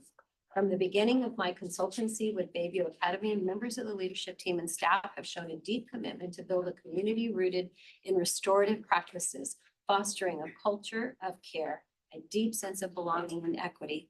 I've worked with many leadership teams over my tenure of my consultancy. I'm often hired to support teams with one or more of 3 goals. 1, to rebuild and restore. 2, to evaluate due to stagnation. And 3, align in practice with the organization's mission, values, and goals. After 2 years working with Bayview leadership team and staff, the effort to address all 3 goals serves as a strong indicator of the school's readiness for renewal. Through intensive work on communication, authentic collaboration, and innovation problem solving, the leadership team specifically has moved beyond traditional silos to become a unified leadership body. This stability is critical as they work to model and practice in their leadership intentionality, responsibility, and navigate challenges with both emotional intelligence and professional rigor, creating a container of safety and collegiality. I'm going to run out of time, so I won't be able to read the rest of the letter, but there's 1, 2, 3 more paragraphs in support of the charter school. Okay, and those are the written public comments. Now, for the oral public comments, please line up in the order in which your name is called. First, Nick Ling. Second will be Joanna Vaughn. Third will be Danielle Patterson, and fourth will be Parisa Gomez. So we will start with Nick. Good morning, board. Thank you for hearing today. I am Nick Lemp. I work at the epicenter of Monterey, and I host a club called Friday Night Live weekly at Bayview Academy with a group of 8th graders. I've been there for about 2 years, but I've been doing this work across Monterey and Santa Cruz County for about 10 years. During the presentation, we heard a little bit about, or what stuck out to me was the curiosity and the confidence that the school builds, and I will say I experience that every week there. Like I said, I've worked working with young people for about 10 years now. I have never interacted with a class or a group that is as confident and curious. We bring in new staff every once in a while. We brought somebody on Monday. The amount of questions and curiosity and that confidence that comes with that to ask is a different experience than I've ever had. So not only academically are students prepared, but they're building those soft skills that are going to take them far. Thank you. Next speaker, Joanna Vaughn. And feel free to adjust the microphones. Hi, good morning. First, before I start, I had to write it down, but I almost cried listening to our charter renewal because all 3 of my children have been a part of that growth and continue to be a part of that growth, which you'll hear in the start of my speech. BVA has been a part of my family's life for 13 years. I have 2 kids there now, and my oldest is a senior in high school who started at BVA in kindergarten. So it really means a lot to me. It hasn't just been a place where I've grown from a parent to an aide to now a teacher. It's helped my whole family grow. And what I love is that we truly teach with joy, love, and from the heart. And both my family and my students get to experience that every day. It's not just about us building confident learners. Our students are also helping us grow. They remind us to be confident in what we are teaching and to stay open to learning from them too. That goes both ways. BVA really believes in the social emotional side of things. It's what brings students to school every day, feeling safe, supported, and ready to learn. And that matters so much. As both a parent and a staff member, it's something that I'll always hold. BVA is a community that I will always hold close to my heart. And that's why my family is so grateful for BVA and why we truly love this community. A little background is it's I don't know, like I love Bayview so much. I was afraid that if I didn't write a speech down that I'd go on and on and on and on. But even them just doing the renewal was just like the joy in my heart. They've helped my oldest grow into one of the greatest young men you'll ever meet. And I don't say that just because he's my son, but it's full circle. He still comes to visit. He still says hi to teacher. He works with the kids. He always talks about how he remembers all these thematic units and how what they did. And every day my kids are coming home learning something new, and they have all these friends that they grow with them. So It's not just a school for us. It's a community, it's a village that we continue to grow and build relationships with. So thank you for your time. Our next speaker is Danielle Patterson. Good morning, everyone. I'm Danielle Patterson. I'm here as a parent today. I have Kingston, who's a third grader, and PJ, who's a fifth grader. We've been apart, and my husband, Rory, back there. We've been a part of the Bayview community since 2017, when I joined the board, when we moved here from the East Bay area. When this one was 9 months and this one was 2. I sat on the board for about 3 years. I'm in special education. I moved to the area to take my former role as the head of school at Chartwell School. Immediately when we arrived and I sat on the board, I knew that this community was going to be perfect for our kids.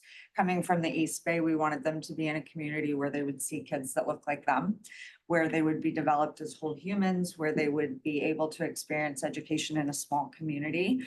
I have always felt like I can go to this amazing group of people and ask them hard questions, problem solve what's best for our kids, and know that they're going to get exactly what they need. When I asked both of them, what do you love about your school? Both of them said their teachers. This one went to science camp a few months ago, and I said, but this is your first time away for a few nights, right? I said, do you have a safe person? He said, duh, Mr. B, his teacher. It's his first male teacher in school. And just to know that my kids feel safe and that they're learning and they're excited about learning, especially from someone who can be very critical in the education field. I feel like my kids are receiving what they need, and my husband as well. Community is what's important, and I think that's what the school gives. Ms. Vaughn said it perfectly. She was also a teacher for us. You want to be able to walk onto a campus and to know that your kids are safe, but also to know that people know you. And that they're seen for who they are. So just thank you for hearing all of us today and this opportunity. And our next speaker is Parisa Gomez. I put that in case the letters needed to be read by Oh, us. okay. Yeah. So you did So a we really got great it. job. Thank you. Okay, so Okay. is that all? Those are all the public comments. Yes. Okay, great. Thank you. Sorry, okay, this concludes the public comments on the charter renewal petition. Do you want me to close the public hearing now? And then we do the clarifying questions, or this is Let's do all? the clarifying questions. Okay, all of this, first. okay. The board will now have an opportunity to ask clarifying questions of the petitioners regarding this charter renewal petition. So are there any questions from the board or the petitioners? Anybody on the phone have questions for the petitioners? All right. No, thank you. All right, thank you. The county will make its decision on the charter renewal petition at its May 13th, 2026 meeting. At this time, I'd like to close the public hearing, and the time is 10:36. Thank you all very much for coming.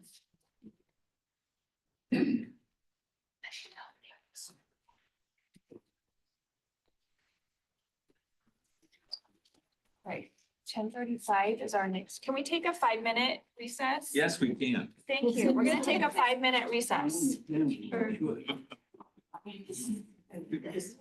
Yeah, I'm gonna go run to the bathroom. Right. Right.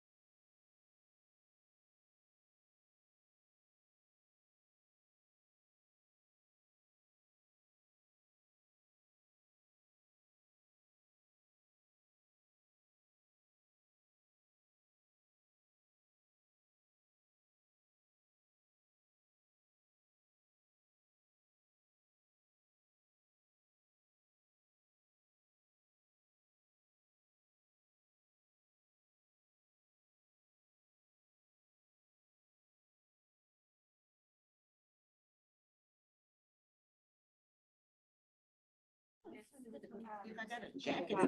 It's cold. I'm gonna reconvene the meeting. It is 10:46. I don't know if that matters. We're on item 6.5, interdistrict transfer appeal number 25-2610, Washington Union School District. Dr. Gus, can you please do the introductions? Yes, I'm Dr. Gus, County Superintendent of Schools, and first I'd like to introduce our staff. We have here Dr. Colleen Stanley, our Chief Business Official. We have our Executive Assistant, Mrs. Cindy Dunn. We have our Chief Human Resources Officer, Mrs. Lee Butler. And now I'd like to introduce our County Board. We have Board President, Heather Owen. Morning. Trustee John McPherson. We have Trustee Jaime Fernandez, Trustee Mary Claypool, Trustee Sandra Ocampo, and on the line, so they are with us, you just can't see them. We have Trustee Virginia H. Mendoza and Trustee Annette E. Steck. And with us today, we have from the district, Superintendent Gina Uccelli, and we have our parent, Audrey Volley. And Audrey, please, you're gonna have to help me with you. Ann? Nice to meet you. Thank you for being here today. Thank you. Was it requested, was closed session requested? No, open okay. session. So I'm gonna dispense with the reading of the letter of appeal unless one or more parties request that the letter of appeal be read, and we all have the letter, all of the board members received the letter in the past. Okay, Dr. Gus, can you please state the powers of the county board in an interdistrict attendance appeal hearing? Yes, and I'm going to apologize in advance. It's a little bit long, but because this is an official record, we have to read the entire powers of the county board. This is a hearing by the Monterey County Board of Education on an appeal filed by or on behalf of student Brooklyn Romero of the decision of the Washington Union School District to deny an interdistrict attendance agreement for the student to attend Washington Union School District for the 26-27 school year. The student's parent resides within the boundaries of the North Monterey County Unified School District. A summary of the case has been prepared by the County Office of Education and has been distributed to the County Board of Education. Section 46601 of the California Education Code authorizes the Monterey County Board of Education to make a decision on this appeal. The county board may also send the matter back to the district that denied the interdistrict attendance request if there is significant new evidence introduced during the appeal hearing. The County Board Policy 5117.1 on interdistrict attendance appeals directs the members to review the basis of the district's denial to determine whether there are unusual conditions that justify intervention by the county board. Also, granting the appeal must result in improving the educational and/or health interests of the student to such a critical degree that substantial positive results in the educational services to the student will result. Thank you. All right, thank you, Dr. Gus. Now I will explain the procedures for the hearing and we will commence the hearing. A, the appellant may state reasons for the county board to overturn the denial of the interdistrict transfer. Please direct your comments to the board. B, the district may state reasons for the county board to uphold the district's decision to deny the interdistrict transfer. C, the appellant may succinctly state any final rebuttal. And D, the district may succinctly state any final rebuttal. E, there will be questions from the board. Please direct your comments to the board. And F, the hearing is closed. We don't need to excuse any, we're not going to excuse anyone. And so the hearing is closed and then the board will deliberate. And then the board will make final decision to reverse or uphold the interdistrict transfer denial. So we're going to start with A, the appellant may come forward and state your reasons. My name is Audrey and I'm here because I am appealing my daughter's denial from the current school that she attends. She is currently in third grade and I have a first grader that attends Toro Park as well. With the Washington Union School District Board's recent decision to no longer accept interdistrict transfers, That would leave my third grader having to find a new district to go to school in, with my first grader being allowed to at least continue to third grade. That is going to be a major challenge for me. I've worked really hard to fit my school schedule and my work schedule around my kids' schedule. So having to adhere to two different district calendars, dismissal times, holiday schedules is going to be a major strain on me. Not only that, my daughter is thriving at her current school. I don't know if you guys have their report cards that I've attached, but as you can see, she is in a lot of areas exceeding the grade level standards for third grade. She has made, close relationships with teachers, staff, friends. This is her community. She goes to school there. She has friends there, birthday parties there. She attends her sports there. And pulling her from that would be, would disrupt her, her emotional well-being, as well as her academic development. Education is very important to me. That's why I drive all the way from Prunedale to make sure that they get to school every day. I've been going to that district on transfer since 2011 with my older children. And it's a public school, and denying my kids access to that, I find is unfair because of budget challenges. I think there could have been better ways for it to be more equal for the district as well as for the kids and families involved. So yeah, those are my, my main reasons of why I'm here, appealing for my daughter to continue her education at Washington Union School District. Thank you. Thank you. Okay, the district may come forward and state their reasons. Morning, thank you. I have spoken before this board before. As you're well aware, our board made the decision back in December to discontinue the practice of accepting inter-district transfer enrollment. It was done for purposes of maintaining fiscal solvency in the district. And so when they made the decision, they had to select or decide on a phase-out plan for how we were going to allow the enrollment to decline naturally in order to put ourselves in community-funded status by matriculating out our inter-district enrollment and then not accepting new inter-district enrollment. The phase-out plan that they selected follows Ed Code 46600, in which any current inter-district transfer students are allowed to stay through the highest grade offered at their respective schools. So unfortunately, and this is the really hard part about this transition that the district is in, Brooklyn's class is sort of the first of those casualties as they matriculate out. She has reached third grade, which is the highest grade offered at Toro Park School. So her inter-district transfer will not be renewed to go to fourth grade. She's a great kid. It's a wonderful family. They have a long history in the district. It is for none of those reasons. We find ourselves in the same situation as a lot of schools throughout the state that are in declining enrollment. We are severely underfunded.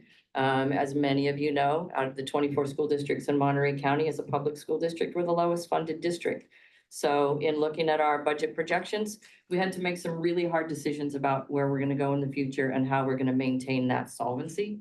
And this was the decision that the board made in order to be able to do that. So this has nothing to do with the quality of this family or this child, attendance, grades, none of the above. This is just the really hard position we find ourselves in as a district. And as I said, Brooklyn's class is the first group of sort of that casualty of this transition. So, thank you. All right, thank you.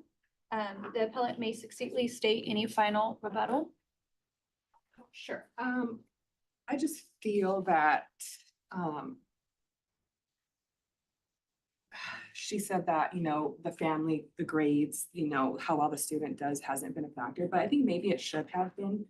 I don't find it fair for a lot of these families having to uproot their kids to different districts and, you know, they have to make new friends and they have to gain the trust of new teachers and staff. We have a routine there. Like I said, we've been in that community for years now. So I just feel like, I mean, I can't make their decision, obviously, but I think that there could have been a better way to allow some of the families, or maybe, you know, consider special circumstances. Don't just no for every person that's trying to appeal it. You know, maybe take in those special considerations and allow some of the students who meet, you know, certain criteria to continue. Thank you. Thank you. The district may succinctly state any final rebuttal. I have none. Right, thank you. Questions from the board? We're looking for questions at this point. John? For the mom. So I just want to make sure that you understand so you have 2 kids at Toro. Correct. And there's 2 more schools that they would go through at Washington Union before they got through the 8th grade. Correct. So I'm gonna go out on a limb here and say that you've got, 2 years. well, they're literally for 2 kids, there'd be 4 more appeals that would have to be granted. Yes, and I'm willing to do that. Education is important to me. I understand that. But at least it gives me time to, you know, it's just like, oh, this is it, and figure it out. It gives me time to figure out what I'm gonna do. Any other questions? On the phone, any questions from board members on the phone? No, thank you. No, thanks. All right, thank you very much. We're gonna close the hearing and see. Now we're gonna open it to deliberation, the board.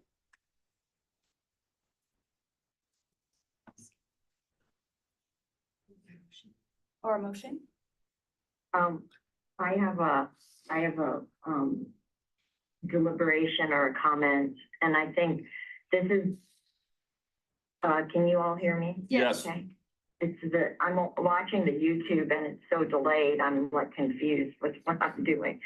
That this is really a difficult time. That unfortunately, the school district has the right to make their policies, and I feel terrible for the family on this. But as John, my comment or my question was going to be along the lines of John, that this is not a situation where we are talking about, you know, one child. I mean, even within this family, this would be a longer term inter-district transfer request. And I understand having more time is important, but this is the year that Washington Union is doing this, and I'm sorry that you don't have more time, but if we grant your appeal, then in my mind, that creates an open door, not only for your family, but for others. So I would like to make a motion that we deny the appeal. Although I would like to hear other people, other board members, I shouldn't make the motion yet, but that is where I am leaning at this point. Because there has to be a line of when you draw this, and the line was made by the district, and they've given us lots of notice, and I feel like we need to support them. Any other comments? She hasn't made. She hasn't made the decided motion not yet. to make the She motion. didn't make it yet. She's not making a motion, right? She didn't make the Not motion. yet. Okay. She wants to hear other comments. Just a I comment. didn't make it. I want to hear other comments. Right. But I will make the motion Right. if no one has any comment. Sandra's, Sandra's gonna make a comment.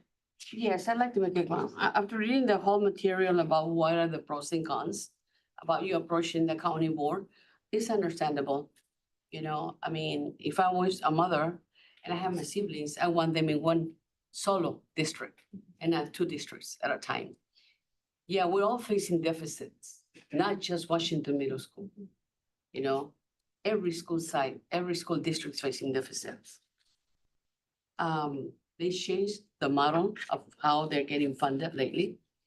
And I understand, you know, if we open your door to you, then we'll be opening it to someone else besides you. And so the question is, how can we balance the deficit to bring more kids onto Washington Middle School?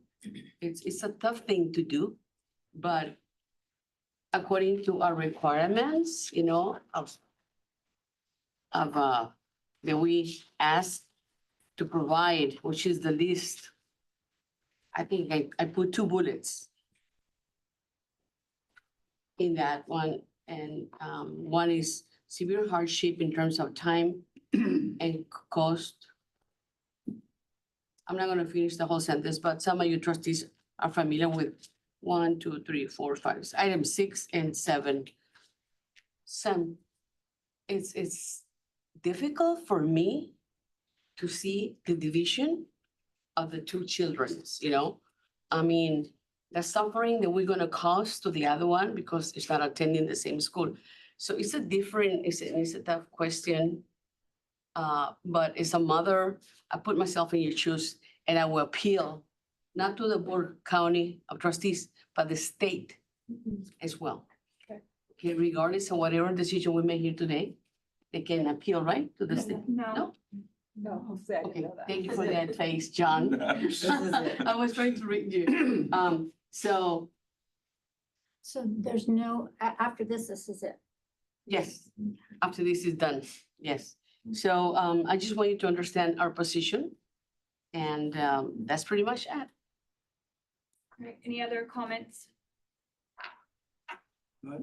I do have a comment and I'm looking at the same 2 bullet points that Sandra looked at, childcare and the severe hardship. And I'll just throw that out there so that we all take a look at that. I know Annette's gonna make a motion right now, and I'll wait for that, but that's just my comment. All right, I'll wait for the motion. All right, Annette, would you like to make a motion? I would like to make the motion that we deny the appeal.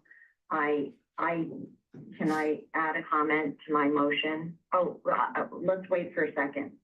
Second. Okay. It's been moved and then Mary seconded, okay, so you have a comment to your motion? Yeah, I have a further comment that unfortunately, this is the time when it's very difficult for the families. It's not just going to be this one family, and the childcare of separating students is very difficult. I agree with that. Unfortunately, it is also a choice by this family to do the inter-district transfer for the younger child. The younger child chooses to go to their home district or another district, then both children could be in the same school district. And that is a choice. Unfortunately, it's not a great choice. And I appreciate that the family is doing what has been best for their children. But I also believe that we have to support the district in this case, in moving forward with being financially responsible and doing what they need to do. It may seem unfair, but because of the way they are funded, we are funded in the state of California, they are the lowest funded school district in our county. And this is the only way that they get out from under that being the lowest. And so that's why I make the motion. All right. I have a comment. Sure, go ahead. Did you want to go first? No, go ahead. I'm gonna support the motion. I hate this situation with a passion. I've lived in that community and I am the trustee of that community for 30 years, 30 plus years. 30 years ago, 20 years ago, this wasn't an issue because we had all those houses were full of families with kids there. And that's not the case anymore. And this is a byproduct of what has happened in the Toro River Road community.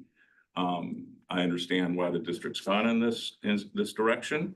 And as the trustee from that area, however much I hate it, this is what the district has decided to do. This is what my constituents have decided to do. So I am going to support the motion. Great, thank you, John. Javi, did you have a comment? Or you're good? All right. Cindy, can you call a roll call vote? Can I make a please? comment? before Oh, you I'm do that? sorry. Yes, sorry, Mary. I didn't have my hand up fast enough, that's all. Okay. Yeah, I mean, this is one of the toughest decisions because my grandkids all did inter-district transfers.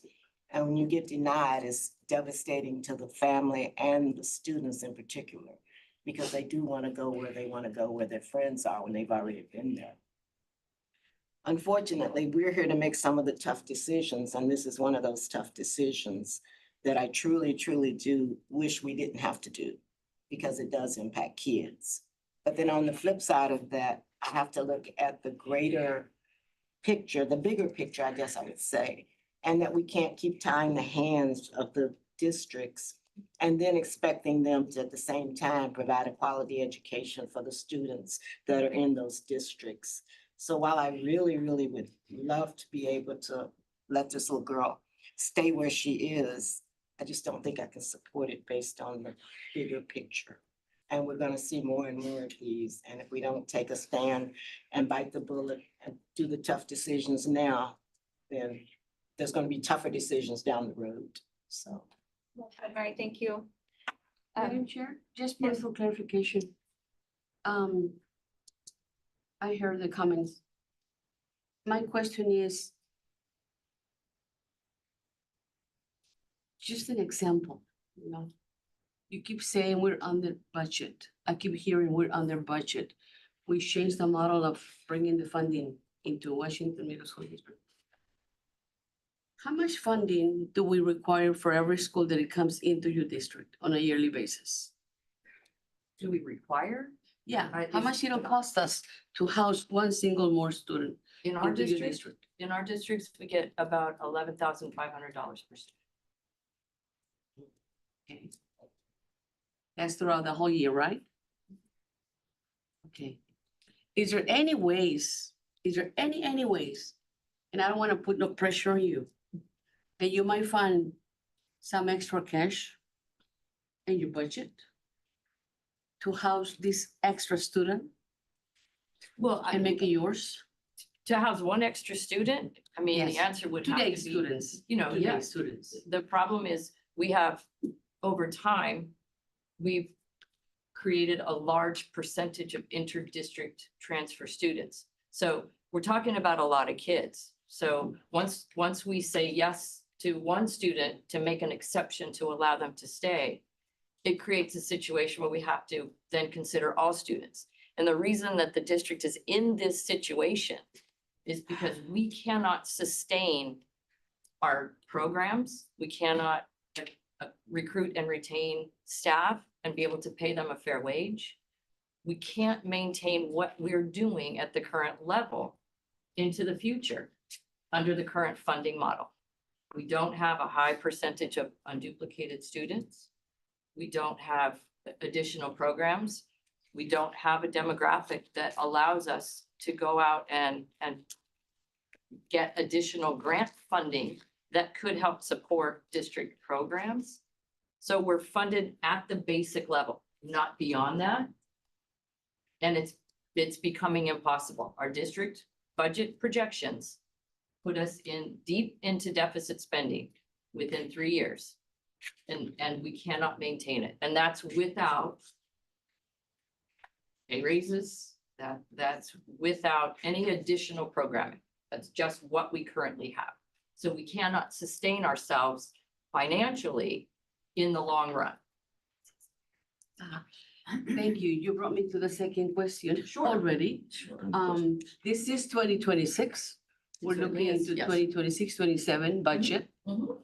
What are Washington District plans for the future? Because I'm saying this is today's. Okay? We don't know how many appeals we will see in the future. How do we gonna deal with that? If they keep your model the way it is. Are you planning to budget some money from the future? Depending, thinking maybe we have incoming teachers, students on board? I'm not sure I understand the question.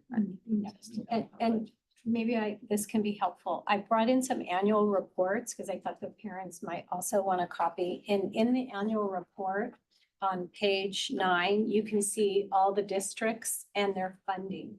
And so what the prior board presentation from the district shared is that the LCFF funding model does not work for districts like Washington Union and Spreckles for that matter. And it's simply because just the property tax dollars that they receive versus the state support that they get in the LCFF funding model can never keep a district with this composition where they don't have large numbers of unduplicated count students that would bring in the additional dollars. They don't have a mechanism to get any additional funding. And so that's the problem.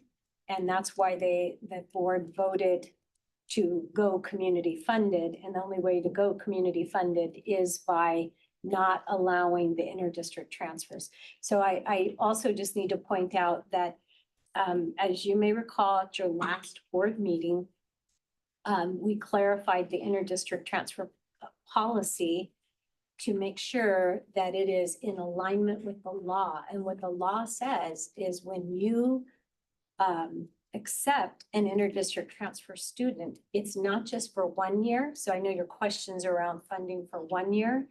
It is funding for multiple years because a student gets to stay for the entire grade span of that school. So a decision to overturn this denial would mean not just a 1 year approval for an inter-district transfer, it means the number of years that that school actually offers. So your questions, I think what she's trying to say is tell me if I'm paraphrasing correctly, is there any way for you to get any additional money so that you wouldn't have to deny inter-district transfers? I wish there was. This is not a decision the district wants to make. It's based on how we're going to sustain the district in the long term. I have a. And may I finish, John, please? I think my point is this. Okay, no budget, no students are coming to Washington at all. And I'm glad that we are dialoguing, so you as a mother can get a sense of why, the board, the majority of the board are not going along with the approval. And it's a difficult decision, okay? But I just wanted it the way that Dr. Gus explained it, and the superintendent as well, the reasons why.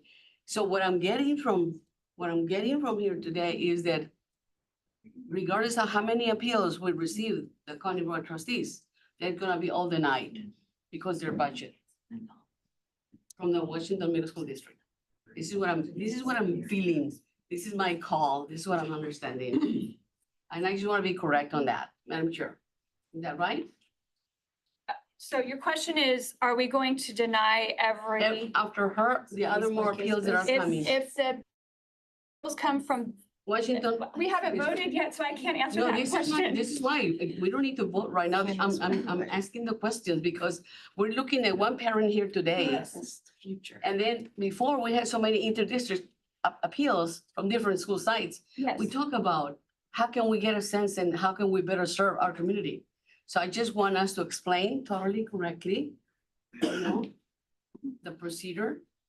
Yeah, The yes. pros and So cons of our the- decision. My understanding is that every inter-district appeal that comes from this district, which is Washington Union School District. We're going to be faced with the same decision every time because of their changing their funding model. That's all I want to hear. Okay. For the that is- record. That's what I understand. Thank you, Madam Chair. That was All right. it. Can we cover? Can I just add something though? I think that individual appeals may vary, the circumstances of them may vary. May I ask an additional question for clarification? Sure. I would like to know the percentage of inter-district transfers into Washington Union. As I recall, it was something like 40%. And can you also tell us, Gina, how many students that represent? It's about 39% and it's just under 300 students. Okay, so we are not just talking about one family here. We're talking about with 2 students, we're talking about 300 students. And that is partially why I made my motion. This is not just about one family.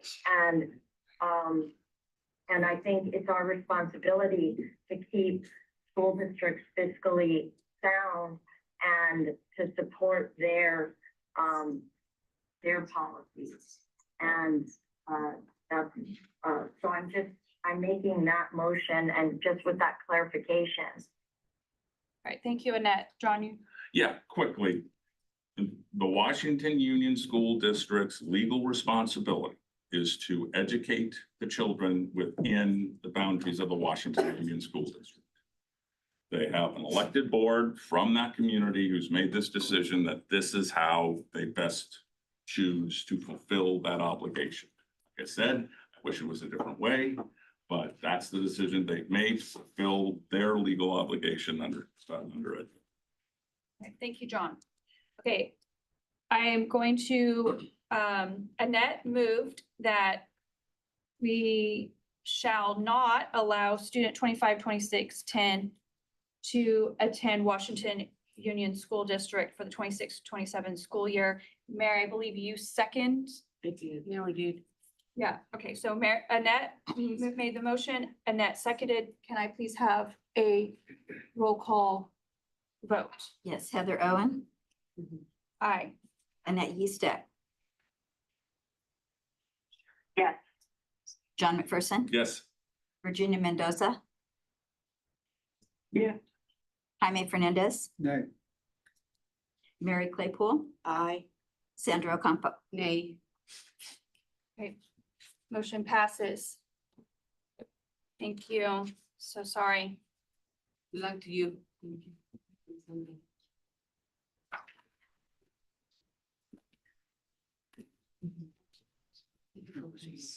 Okay, sorry. There's one. Right. All right. We are now moving on to item 6.1, correct? Yep. Adoption of resolution number 25-2639 to support Too Scattered to Succeed, calling on the state of California to develop a coherent state-focused plan for supporting local schools and closing achievement gaps. Page 69 in the agenda, and that's Dr. Gus. Yes, so we were asked by CSBA to put this resolution before you. CSBA has a series of bills that they have presented to the legislature. And the idea behind this resolution is that the state is always focused on holding the local school districts and county offices accountable, but it's time for the state to be accountable and responsible in the decision-making that they make at their level to better support schools in closing the achievement gap. And so this resolution is before you. And again, this was a request from CSBA. All right, are there any questions or comments on this item? All right, can I get a motion? Move to approve. Second.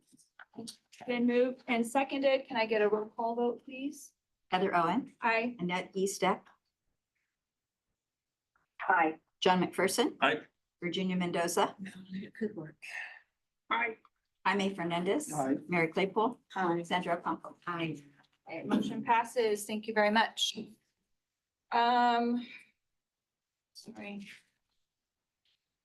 6.2, adoption of resolution number 252643, calling for the November 3rd, 2026 election of the members to the Monterey County Board of Education and setting the specifications for the election.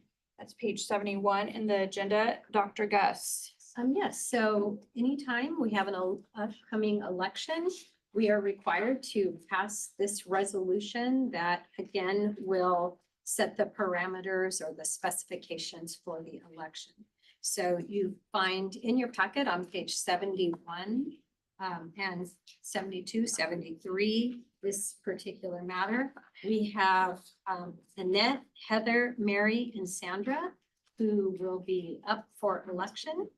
And what you can see here in the resolution, it states how many words they would get in their statement. And gosh, what more can they add? They gave their I own think it's statement. pretty specific. Yeah. Yeah.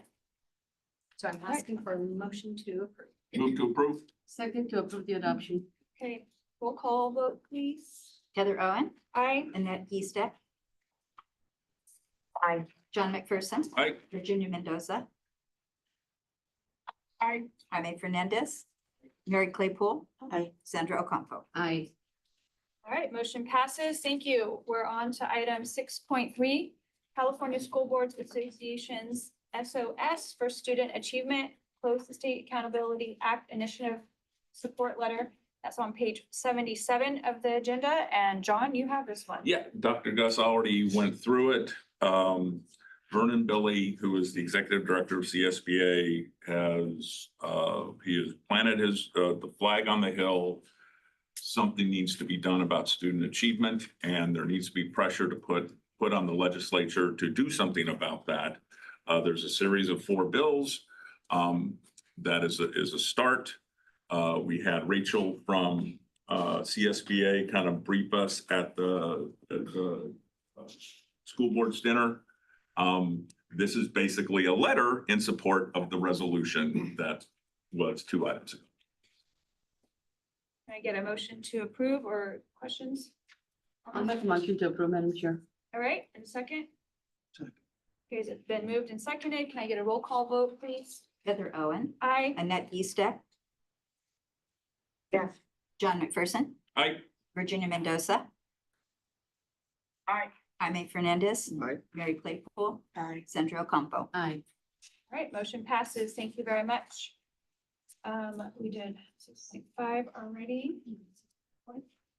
Oh, sorry, cross that off before I even got to it. 6.4, Transportation Service Plan, page 81. Dr. Corus is not with us, so Colleen, I heard you're taking that for us. I am Dr. happy to Stanley. take this one. Yes, this is an annual report that is now due.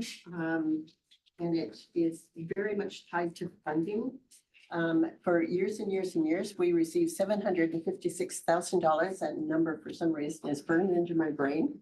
And they have recently, in the last few years, done a change in the way that they're going to fund transportation. And this annual report is required in order for them to do that. You can see on page 85 that it's a reimbursement amount now. And so we actually receive more for transportation than the $756,000 that had been historically given to us.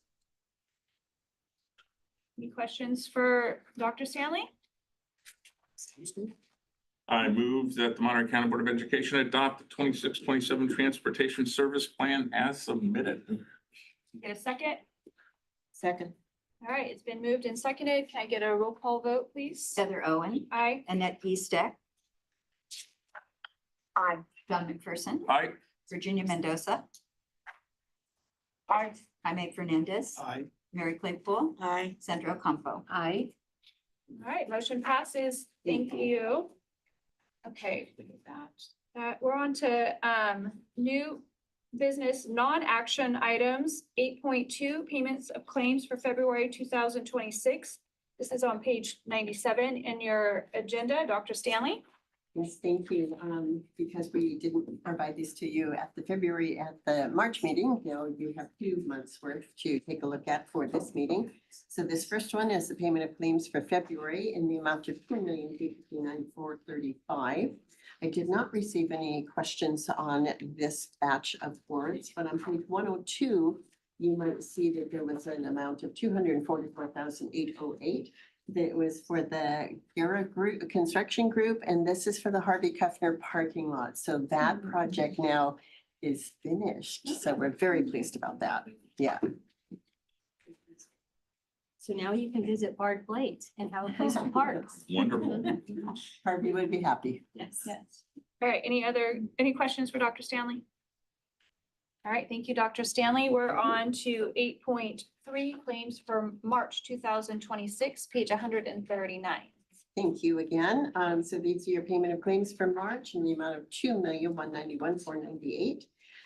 As I was going through these, I thought you might be interested in an item on page 145, which is Lakeland Tours. And this was to send 30 of our migrant ed students on an educational travel to Washington DC. So that was the 97,000 on that one. All right, thank you, Dr. Stanley. We're on to 8.4, report to the board on conference, meeting, and workshop attendance, page 179 in your agenda. Dr. Stanley again. Thank you. And this is your quarterly look at the opportunities that our folks have to go and learn a little bit more about the programs that they are responsible for. So you can see we've got several pages of staff.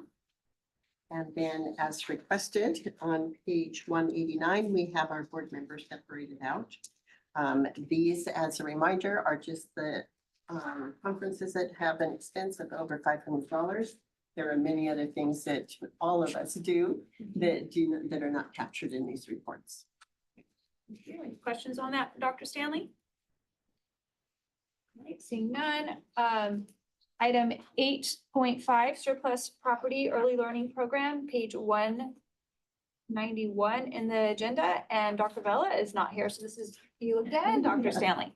Yes, I'm happy to take this one. This is a surplus property for our early learning program. And one of the things that we're finding as we are moving things out of the West Campus and readying for demolition and future construction, we have identified many things that we can surplus. So this is a list that is from early learning surplus property, and we will dispose of it as our policy says, and it will be taken off of our fixed asset lists. Thank you. Any questions for Dr. Stanley on that? It looks like you're doing a lot of upgrade for, it looks like a lot of tech stuff. Yes, and a lot of that is exactly it, that early learning program, and a lot of it are Chromebooks and stuff, and they don't have a very long lifespan, and so we cycle them out fairly quickly. Do you give them away, or do you offer them to anybody, or are they? We have do offer use? them to others, yes. Oh. Yes. I'm sorry. Yes. Madam Chair, Dr. Colleen, some of these surpluses, things that we are selling or donating, do we happen to have like a bookshelves available? Oh. Bookshelves to put books? I don't know off the top of my head, but The looks like there was some shelving letters are too units. small for me to read. They're too Yeah, it looks like tiny. there's some They're shelving units that invisible. were for kitchens. The Yeah. reason that I'm asking is this, Dr. Goff, Madam President Heather, and myself have visited Salinas Community School. And in their big center, you know, talking to the administration there, I suggested that they were looking for a space to put some of the books that were sitting in boxes on the walls. And I said, there you have the wall, it's set up. And they goes, yeah, but we need the shelves. So this is why, Yeah. this is why. That makes sense. Stephanie? Yes, so when you move from Rancho Cielo, that location, there is a lot of old curriculum that has to be gone through. And so that old curriculum, before we bring it to you to process, to distribute, there will be some of those things that we need to keep. And then we need to find a permanent location for. So when you visited our site, that's what you saw in, I believe, the cafeteria that you're talking about. And so I suggested that this is the cafeteria, why not put the shelves and set up the books so students can eat and grab a book and read? So Like the making, college campus, yeah, you we know? talked about that. So making it available for students to have access to the reading materials rather than being in a box so that they can't see it. So if you happen to have shelves. Some of Yeah. them are surplus and Maybe some that's of what the them school needs need some. to be absorbed by our other sites. Yeah, so what happens with all the surplus stuff is anyone on our team can access those things. What they do is they just let Ryan Stewart, our new Senior Director of General Services, know what their needs are. We distribute these things out as needed, and we do have bookcases and those kinds of things in our warehouse. So when they're ready, they just have to ask Ryan, and Ryan will set it up. There we go. The other thing, since we're talking about this, we also have a web page on the MCOE website where all the surplus items get listed up there as well. Because if we can't use those things, sometimes the small rural districts like getting those older things. So they check them out on the website.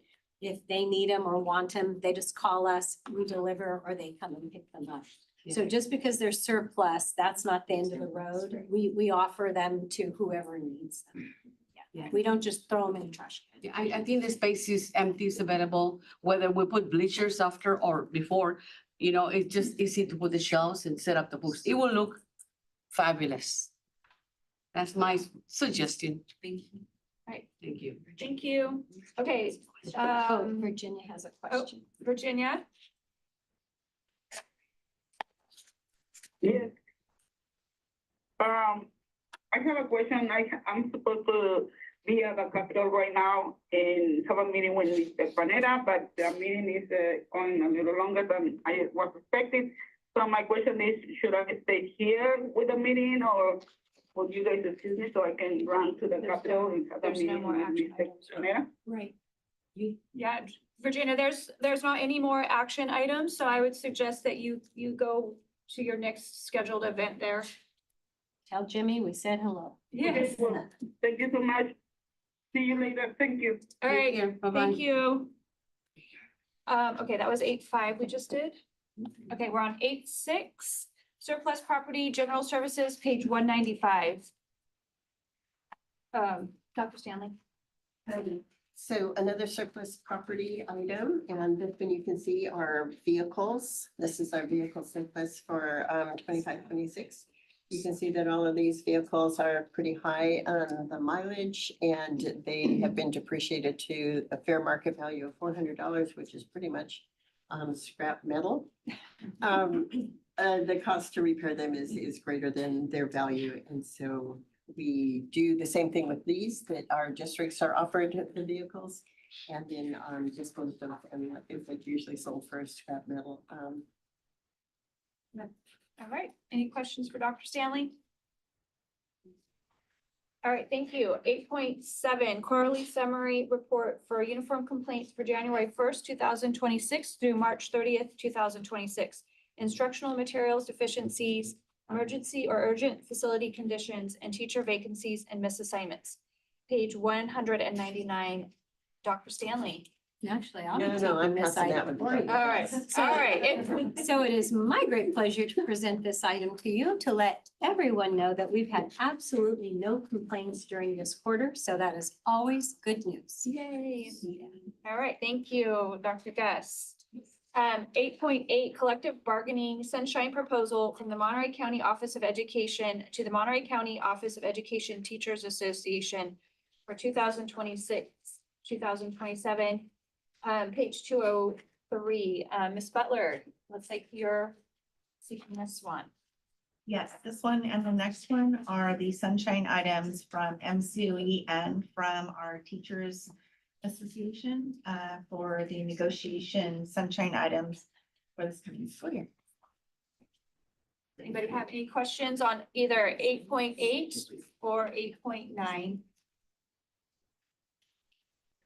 All right, thank you very much. We're moving on to reports from superintendent and staff. 9.1 is our superintendent's report.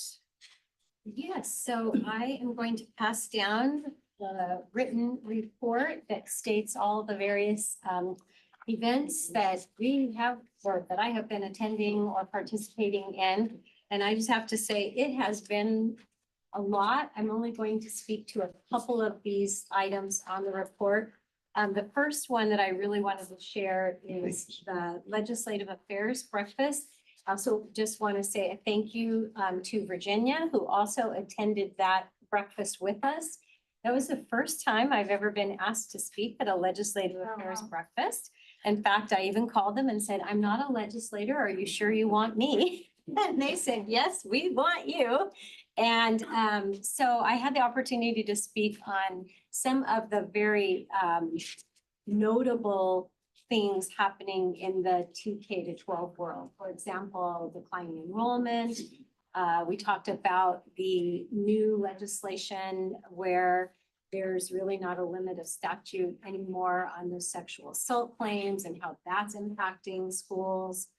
We talked about several other things, but one of the big hits of the day, we shared our new conference center and what we are building in West Campus. And everyone in the room was very, very excited about that particular topic. We brought the boards where they could see what it's going to look like and who it would serve.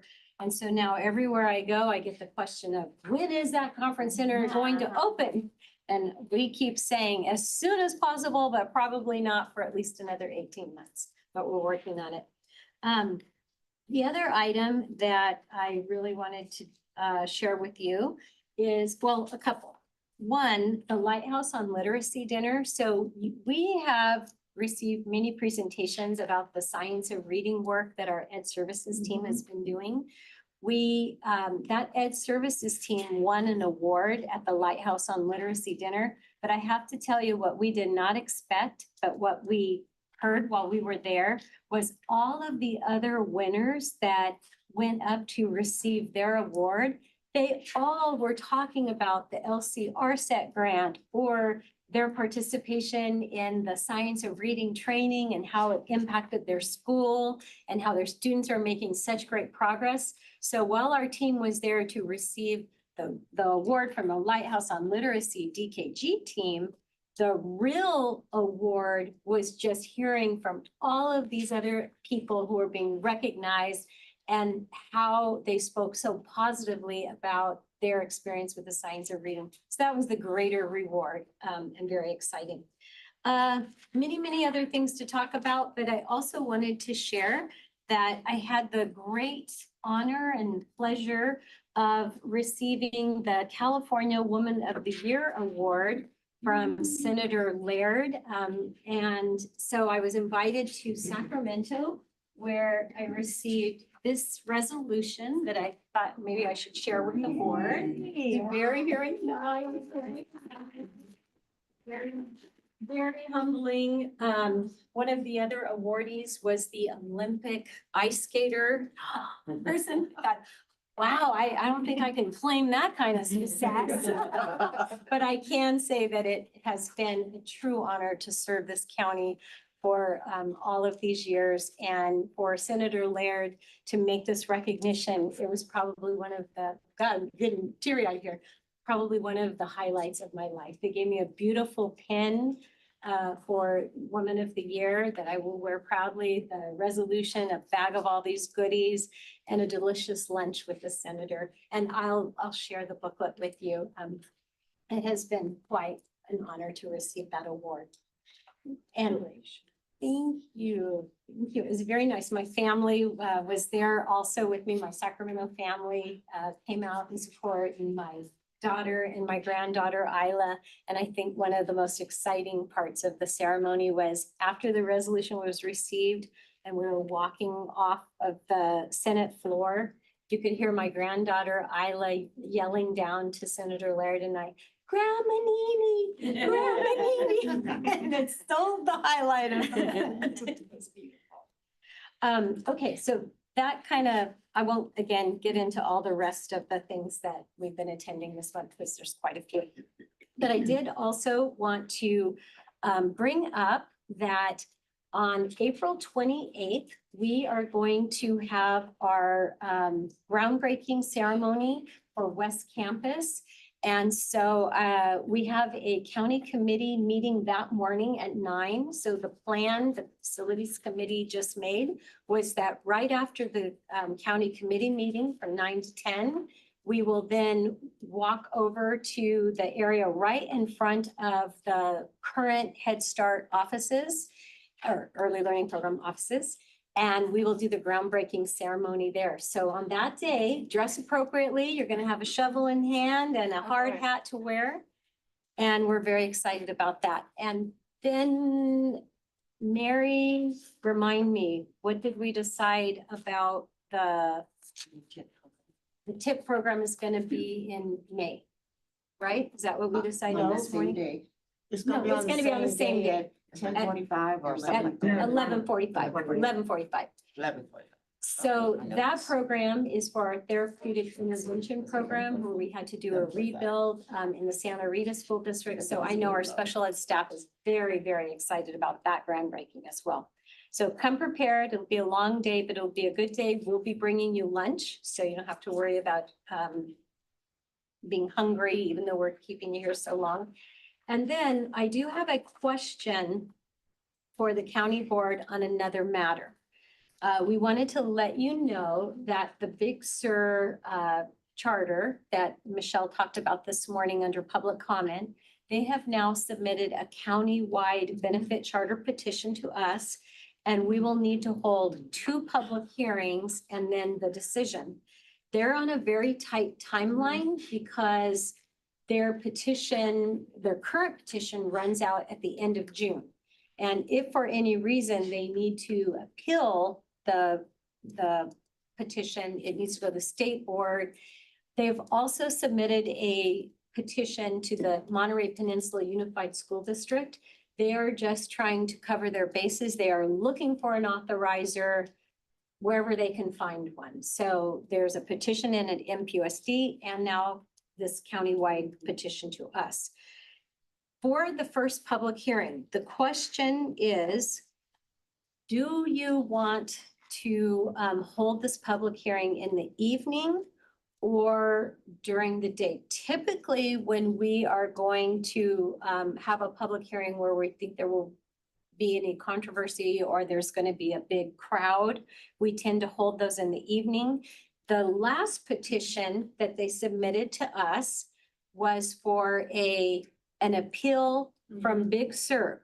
What we found out, and the reason you're not taking action on that particular appeal is because they can't appeal that one to us. And the reason they can't appeal that one to us is because of AB 1505. You may recall that legislation passed a few years ago. And what it says is you have to operate your charter school in the boundary area of your authorizer. Well, their school is actually in Monterey, the physical location, and they were allowed to continue operating it with their prior authorizer or their current authorizer because MPUSD had given permission for that to occur at that time. But now Big Sur has denied them because they know they really need to be authorized by either the district in the boundary area that they actually are located, or they have to change the petition and go for a countywide charter petition. So I give you all that information so that you know we are not going to take any action on the appeal. That one's dead because you cannot approve that one. And they do have one in with MPUSD right now. The appeal is to that district and then the countywide to us. So we could do the first public hearing, do a special meeting since you're already coming on the 28th. And we believe that matter is going to be pretty quick. We could try to tag this one, well, I should say, add a special meeting to that same date in the morning, or we could try to hold it that night if you want that meeting to be at night. And then we could hold the second public hearing and decision on June 10th. The June tenth date right now is a morning date as well, but we believe that, yeah, it's our regular board meeting date. And we believe that the second public hearing and the decision happening during the day, that one should not be problematic, because if there is anyone who wants to oppose this one, they typically come to the first public hearing, because that's when we include that information into our report of findings. So do we want to try to tag that one on the 28th during the day, or do it that night and do a night public hearing? That is the question for the board. You have Yes, Mary. Are you talking about April 28th? April 28th, yes. April 28th? I can't make the evening, but I could make, Yeah. anytime during the day. Mary. Well, I had a question for Deneen. So there's two things going on right now. We have a submittal, but then they also have an appeal in with MPUSD. Yes. So I know. how do we know when MPUSD is making their decision? They have indicated to us that they will make their decision by June 9th. June 9th. So a couple of things could happen. If on June 9th, they decide to approve, then I'm guessing the charter school will pull their countywide petition that they've submitted to us. If MPUSD denies, then they're gonna wait and see if the countywide charter school petition is approved. If this county board were to deny the countywide, then they would appeal the MPUSD's denial back to us. It's still coming back to us in that method. And then if it's denied here, then they can appeal to the state. Because that one, the way that one works is you can appeal to the State Board of Education. Did I get that all correct? Yes. But if MPUSD approves it, there's no need for us to take any action, right? They would then pull Pull the theirs, countywide. but we one. would have already done some process. Some of it. Yes, and the reason this is a little bit tricky for us is you have to publish your report of findings 15 days prior to the decision being made. And their charter petition runs out in June 30th. So if the charter school feels like if they don't submit a countywide to us and they wait to find out what's going to happen on June 9th, that the timing is a little bit too scary or too risky for them, which is why they're covering their bases and submitting two different petitions at the same time. We've checked with legal counsel. There's nothing in the law that says they can't do that. It is allowed. But what we will have to do is go ahead and start reviewing that petition now, knowing full well that if MPUSD approves, they're likely to pull it back. But if we wait to start reviewing it and try to extend the timeline, and then MPUSD denies, the charter petition could run out, and then those parents and families are going to be very panicked because that's kind of late in the game in June for them to not know if their school's going to exist or not. This is still late, no matter what. This is not the best timeline. But there's no way around doing both processes at the same time, it sounds like. No. Because then our staff is using up a lot of their time that may or may not be, but there's no way around it, it sounds There's like. no way around it. Believe me, we have tried. So back to the 28th, we're saying include it with the 9 a.m. that we've already had scheduled? Yes. And Yes. hope we get out in time to do our other activities that the facilities committee has already put in place? Yes. That was the original idea, of course. What time is the facilities committee thing gonna happen? That one's going to happen at 10:15. 10:15. Oh, So We have an hour, so can we do, unless we start earlier. could we do the 10:15 and then come back and do the special meeting? So it's still the same day? But we're going to the 11:45. we were Oh, wait, gonna 11:40 oh do, my goodness gracious. so we could come back right after that to do it if we're trying to tag them all on, or you make it a Yes. night meeting. We have two facility things. Yeah. So we have two public hearings for charter schools Mhm. and two groundbreakings. Right. One One public hearing. No, No, wait, what's the MCO? What is our county meeting? Oh, So that's it's a county committee meeting. county committee meeting on the This is the one. Greenfield issue. Yes, Okay. Right, but it's also, South County. but a public hearing is part of that. it is, but pretty much everyone who wanted to say anything's already had two prior opportunities, so we're not expecting a lot of public hearing.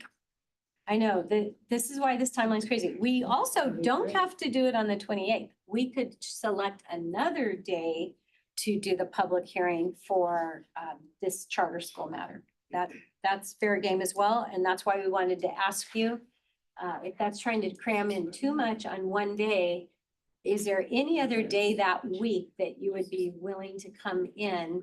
And then the second part of that question, remember, was do you want to do it during the day or do you want this to be a night meeting? I Well, vote for, oh, sorry, John, go ahead. Well, it can't be a night meeting on the 28th No. because you guys have your, Community Your thing. Foundation. So could we start at 8:30 on the 28th? I mean, that's an option if we think we need more time or if we don't want to be totally rushed. I'm just throwing it out there. I know nobody wants to come at 8:30 probably, but But we could. it's just a half an hour earlier. Yeah. We could do. I would not move the timing of the county committee meeting. Oh, no, Oh, But because you you've could already move this posted other one it. before it. yes, I You think, posted it I already. think that's what Mary is suggesting. Ah.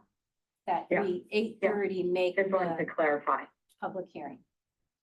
Is half an hour gonna be enough for that public hearing? You already heard the public hearing, the public speak on this at the last public hearing on the matter you can't take action on. And I believe what they did that day, I missed that meeting because I was sick, but Oh, I they believe what took 3 people that spoke for everyone. Is that correct? Yes, Yeah. that's how they did it. And so that's why we're thinking it could be very fast. And we've already heard from them once, so you know what they're gonna say.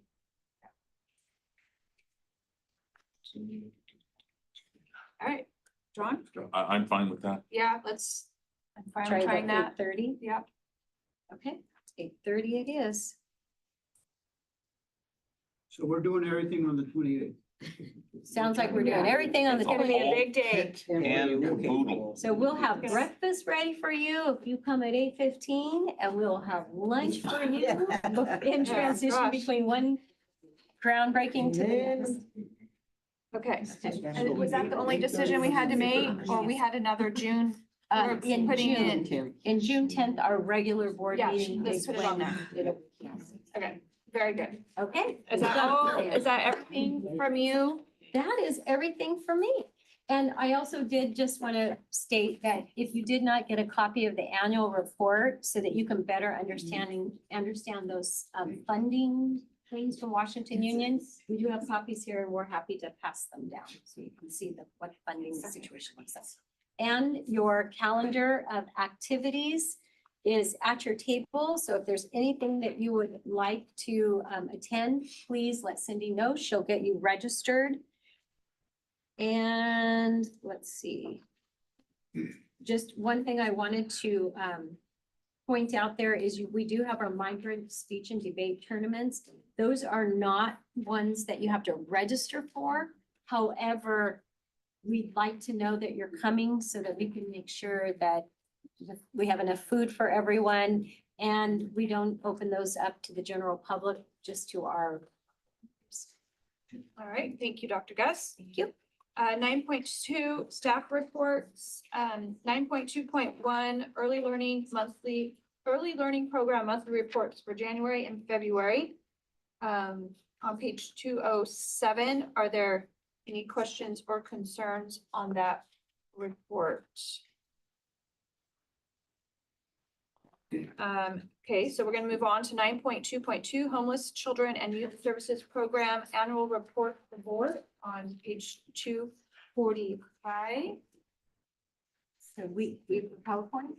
Oh, Do we have a Yeah. PowerPoint? Yes, come on up. Dr. Smith, and thank you for our new team. They're gonna sneak out since you had no Thank you, early questions. learning.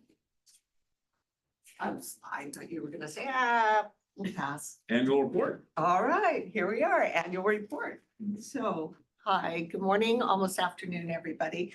I'm Donna Smith. I work for Student Services, Director of Program Integration and Supports. And one of the areas that I do support is our Homeless Children and Youth Services Program. And so let's go to the next. Do I have the clicker? Okay. So as you can see, our footprint for our program spans all throughout Monterey County. So not only do we support what we have here, but all of our preschools, programs, our 24 districts, 8 charter schools, as well as our higher education programs. So we do work with liaisons in every aspect of the county. Basically, our job is to look at the federal mandate and turn that into local action. So not only do we teach about the Homeless Assistance Act or the McKinney-Vento, but then we work with our districts and charter schools and higher education to remove any barriers that might keep our students experiencing homelessness from succeeding. We also have a capacity building aspect where we offer trainings, and those trainings can look very individualized for one person or several people within a district. So we do the professional development every single year by law. Everybody in the school district who interacts with children experiencing homelessness needs to be trained. And so not only do I offer those trainings, but also the liaisons. We also offer direct student interventions, and our program here at MCOE has developed a program called the Connections Program. And that program is a referral-based program where our liaisons or our community schools coordinators will refer students to our program so we can offer direct case management services. And we do everything from medical, mental health, dental, to housing. We have a very robust housing program in the Connections Program. We have over $1 million that's been given to us to be able to house our homeless children and youth in Monterey County from 3 different sources. So we're very fortunate. So once again, we build a system-wide capacity. We empower our liaisons by offering comprehensive training. We have our direct student interventions. We also help our families navigate any kind of academic interventions that they need. We also serve as an advocacy countywide. So not only are we just working with our school districts and our charter schools in Monterey County, but we're very active in the community. We're on several boards.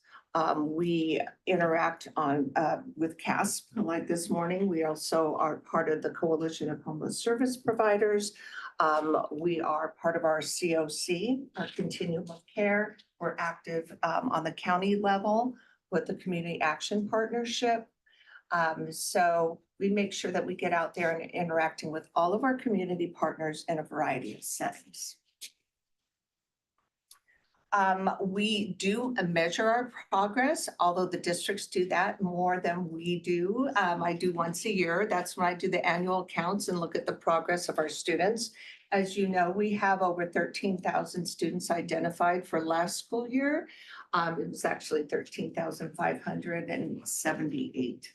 And that's preschool through 12th grade. So our numbers are increasing, our identification is increasing, but a lot of our districts have made great strides with students experiencing homelessness with their attendance as well as their academic growth.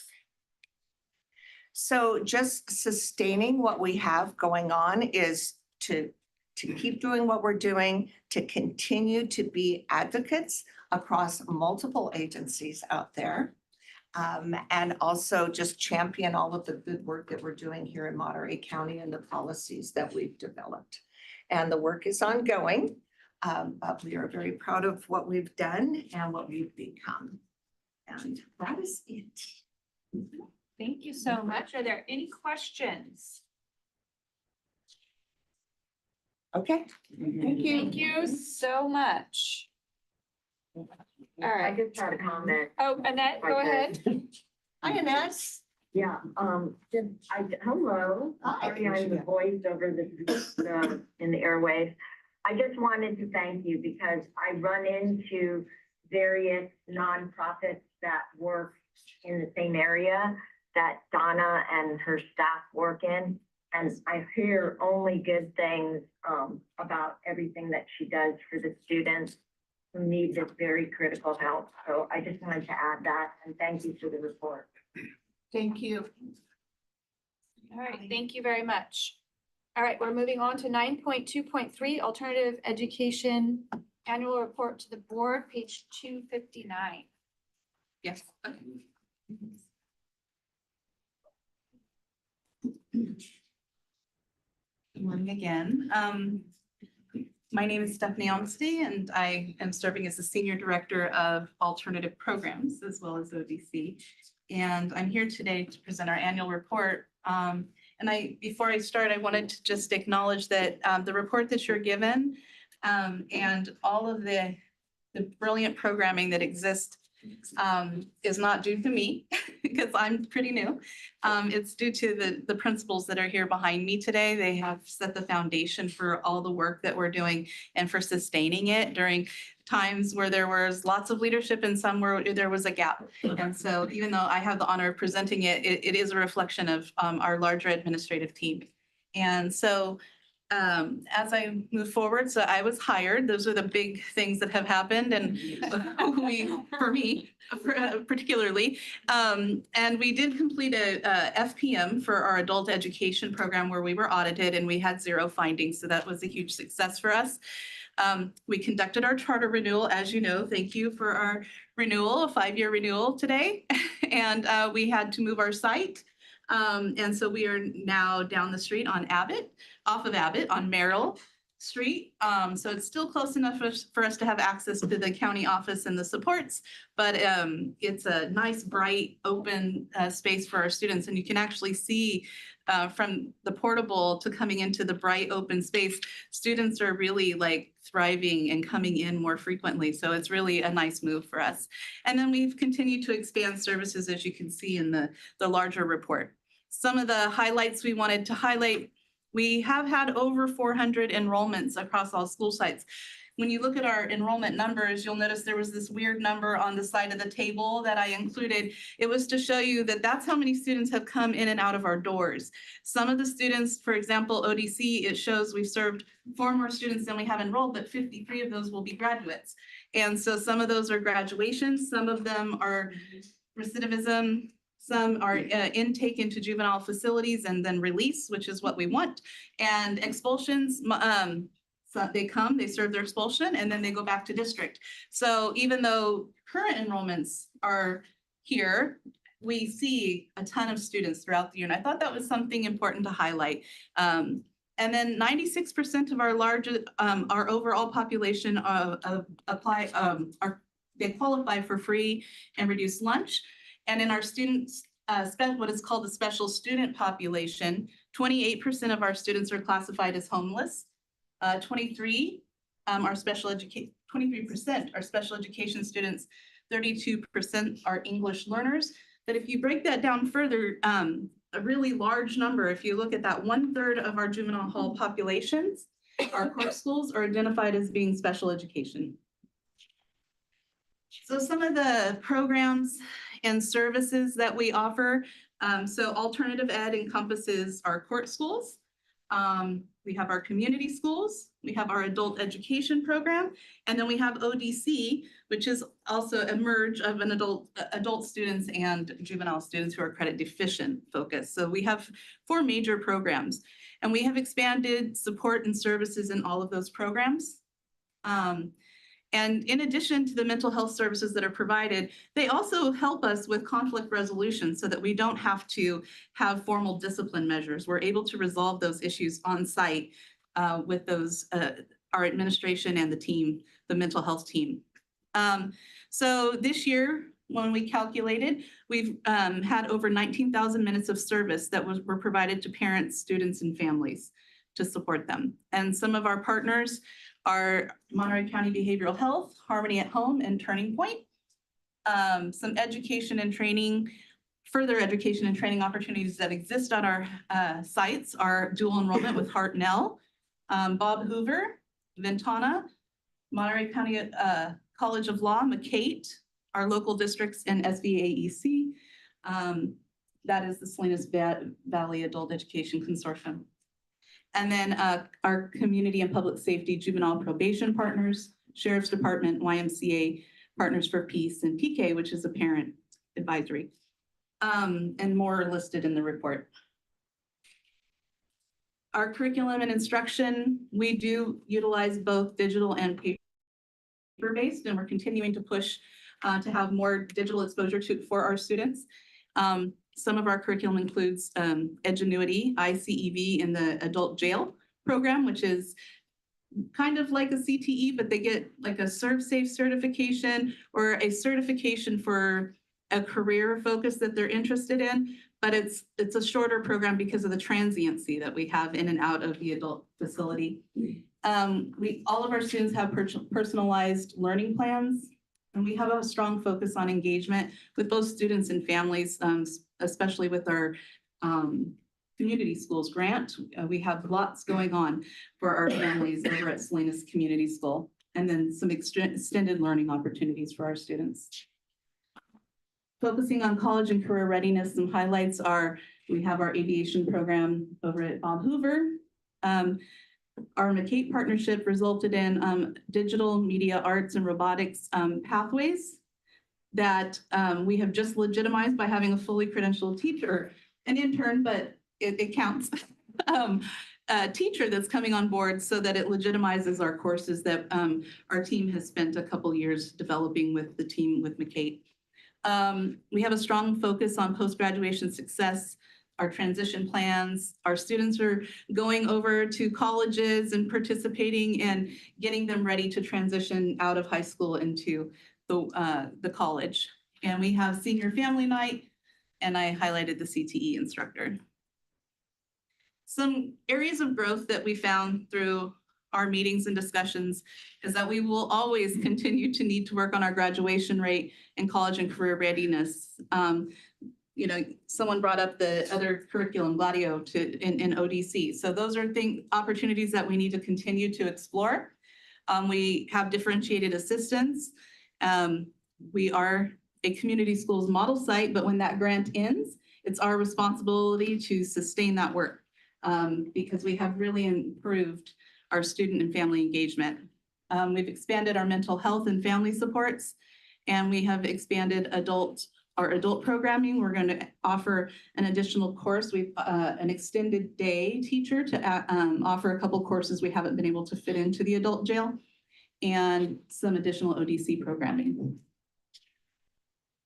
So a big celebration of success is that this year, all of our sites have an increased, by few numbers of our graduates. So this year we increased from 40 last year to 46 projected graduates. Open Door Charter, we had 40 graduates last year. This year we're projecting 53. And adult education, we have 13 graduates, which is an increase from of 5 students from last year. And these are just some photos celebrating our community. You see that's, Deb, is that at the youth center? Yeah, that was our cornhole tournament. Yeah. We learned the rules of the game.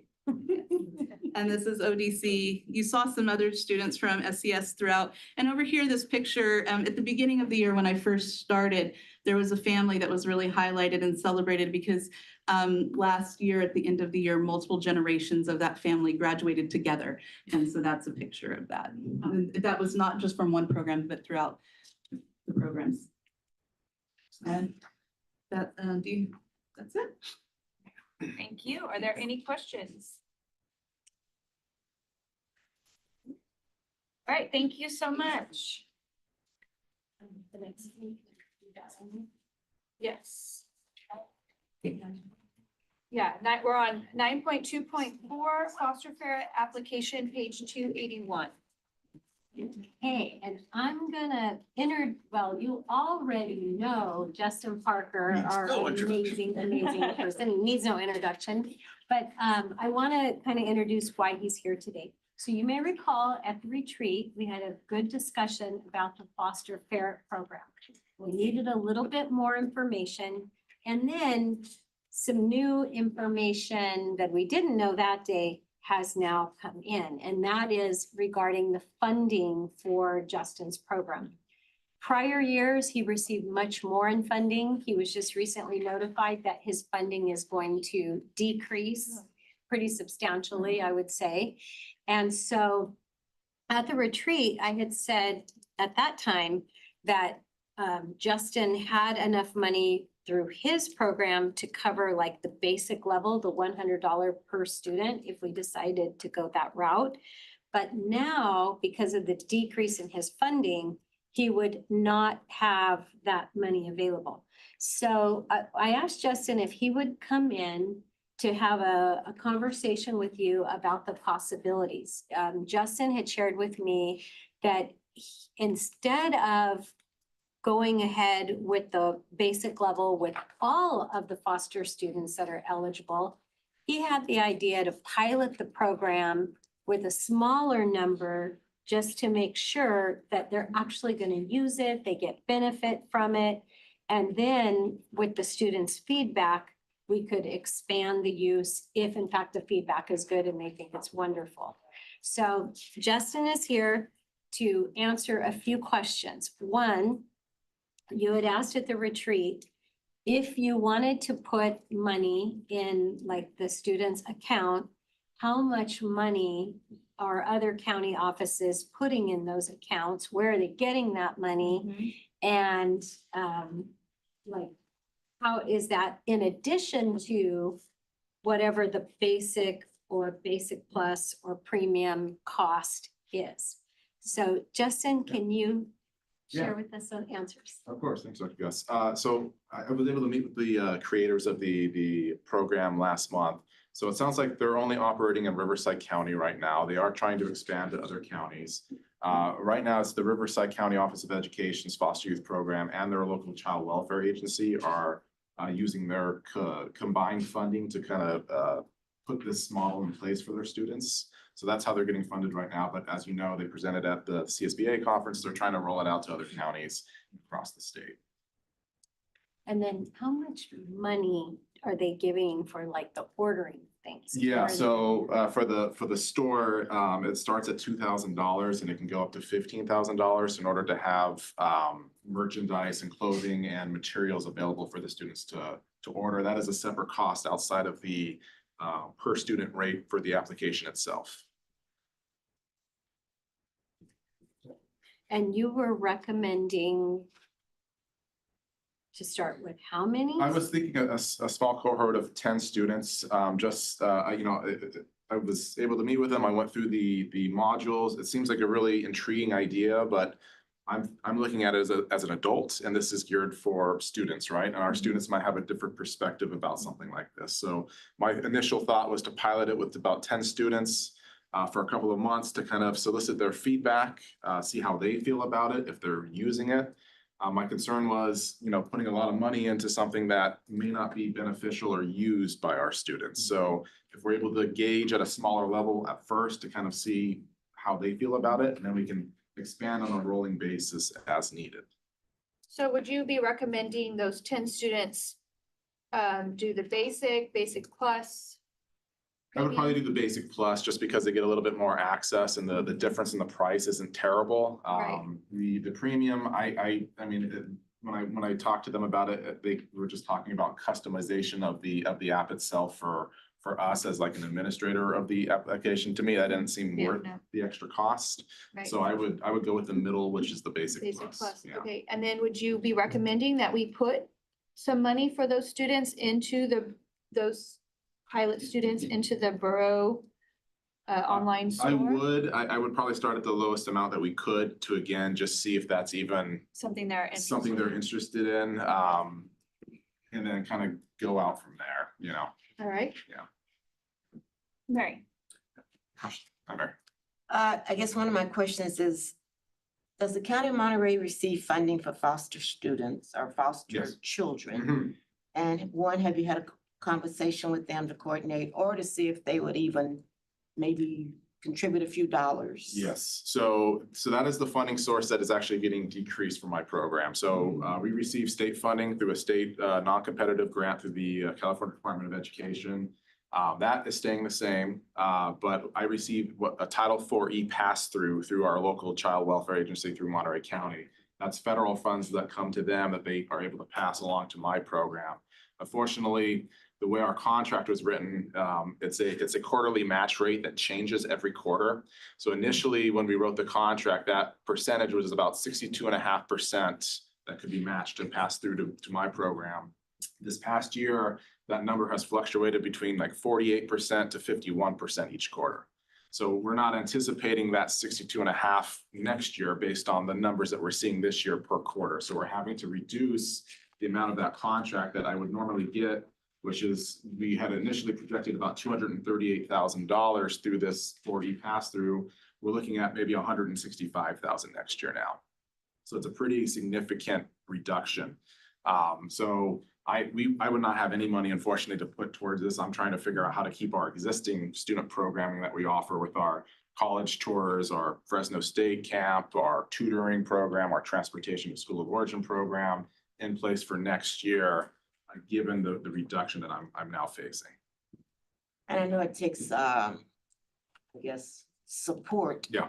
To find grants and apply for grants. But Yeah. I don't know if that's something you've looked into. Yeah, Because there are I- foundations and so forth that support things like this. Yeah, I just got this news the day before I went on vacation last week. So I'm looking at maybe the Chapman Foundation. I'm gonna reach out to a couple other organizations and grantees to see if there's something that we could hopefully put together for this. Yeah, because I was thinking like the Community Foundation I know. always has, things like this that Yeah. they find people who want to support or do endowments towards. So there's options out there, but they take effort Absolutely, yeah. and no, resources. Absolutely, and unfortunately, the county of Monterey, as you all know, they're looking at deficit and Right. making cuts based on their financial picture. And so I know that our child welfare partners, unfortunately, do not have any local funds that they are able to contribute to this.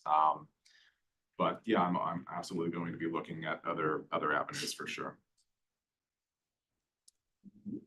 Any other questions, comments? That sounds like a very good approach, smart approach. Sandra? Yeah, it's not a question, it's Yeah. just a comment. I think we're facing with an issue of money again. And we have to keep in mind that the homeless kids are the most needed ones, that they need support and guidance and money. And you mentioned that, if I'm hearing you well, that you're like 50% of cut from what you used to receive. You said from 238,000 to 100 plus. Yeah, I'm looking about an $80,000 So that's what you're looking reduction for based on what we- $80,000 Say that again, I'm sorry. today? So I'm sorry. How Sandra? much are you asking? How much are you looking for? So To balance yeah. to solve your necessities for 2027? Oh, so for my existing student programs, I would try to at least probably get between 50 and 60,000 of that 80,000 reduction that I'm anticipating. For this specifically, this foster fare would be $175 per student, and we would do a cohort of between 5 and 10 students initially. And the total money wise? It would be, so I mean, all things, if we're looking at everything, $21,750. yeah. Dr. Colleen, can you repeat that? $21,750 for a 10-student pilot program to be basic plus, as well as the $2,000 deposit for each of the students. Thank you. That was my question. I have a comment and question also for Justin. Has everyone else gone Yeah, go ahead, Annette. that had their hand? Okay, thank you. First of all, the comment was on the presentation that Justin gave to us, showing that our foster students are doing so incredibly well in terms of their graduation rates.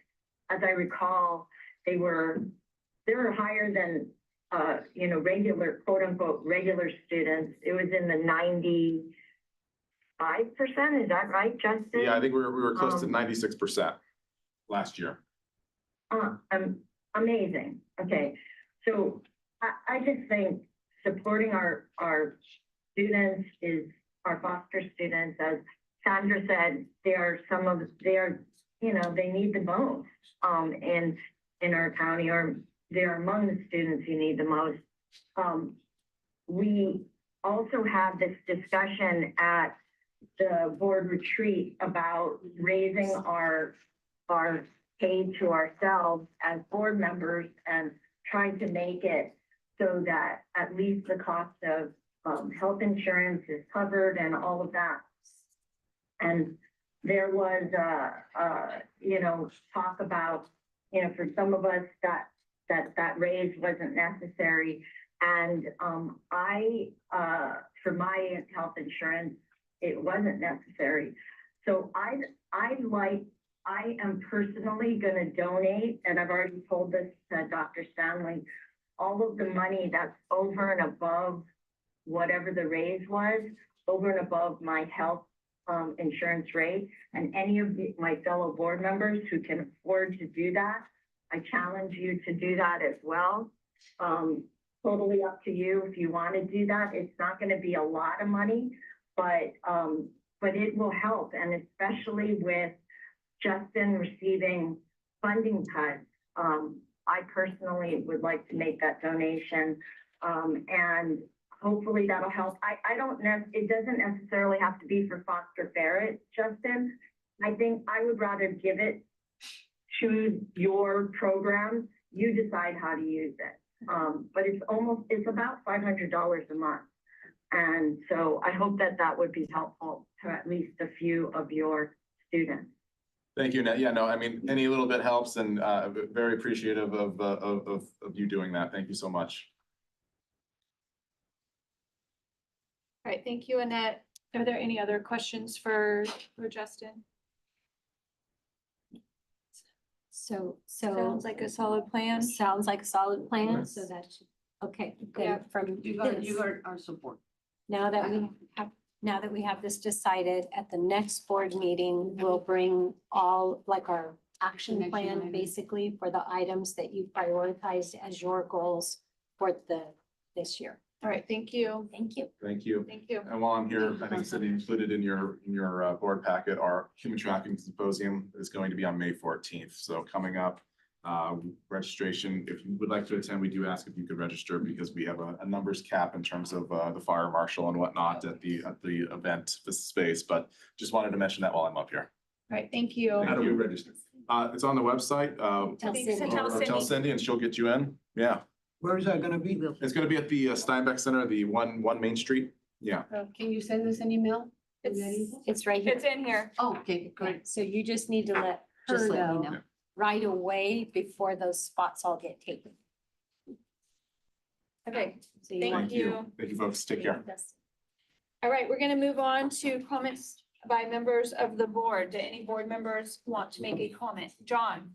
Okay, we had homework last time. boy. We were to reach out to the list provided by the superintendent for Gladio, and so I want to give an update. Under agriculture, I made contact with the head of operations at Driscoll's, and he has given us the name of the HR person to set up a meeting with. At the school board's dinner, I reconnected Dr. Porras with Tiffany DiTullio from Salinas Valley Health to get that ball rolling.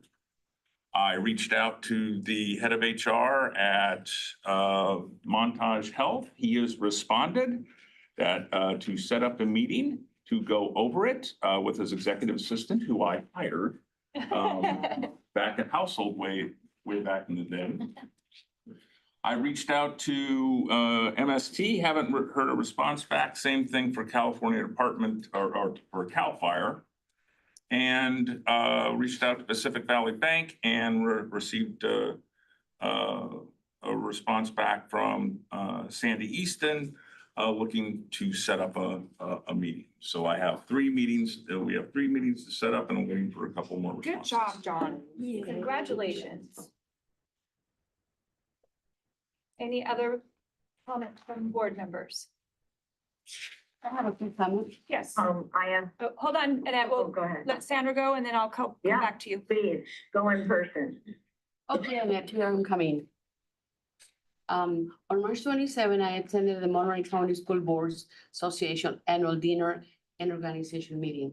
And you were there, Dr. Gaz, Yes. and we miss you, Heather, but you were there. Two of the organizations that were highlighted that I want to bring on board is the Dream Big Monterey's Academy, Science and Reading. And in 2025, the Dream was recognized and awarded the CSBA Golden Wheel Award, which is really good. I'm not gonna read the whole thing. So some of the teachers are already using the professional development from this academy. And I really loved the Excellence in Education Award went to Salinas Valley Health Mobile Clinic. They do a lot of amazing jobs for free. Dr. Rodriguez, who used to be my doctor in the past, is the director, and it's amazing the services they provide, mainly including the undocumented people, is 91% of the people, 91%. And they provide from lab work all the way through and supporting guidance. That's pretty much, I'll keep it like that.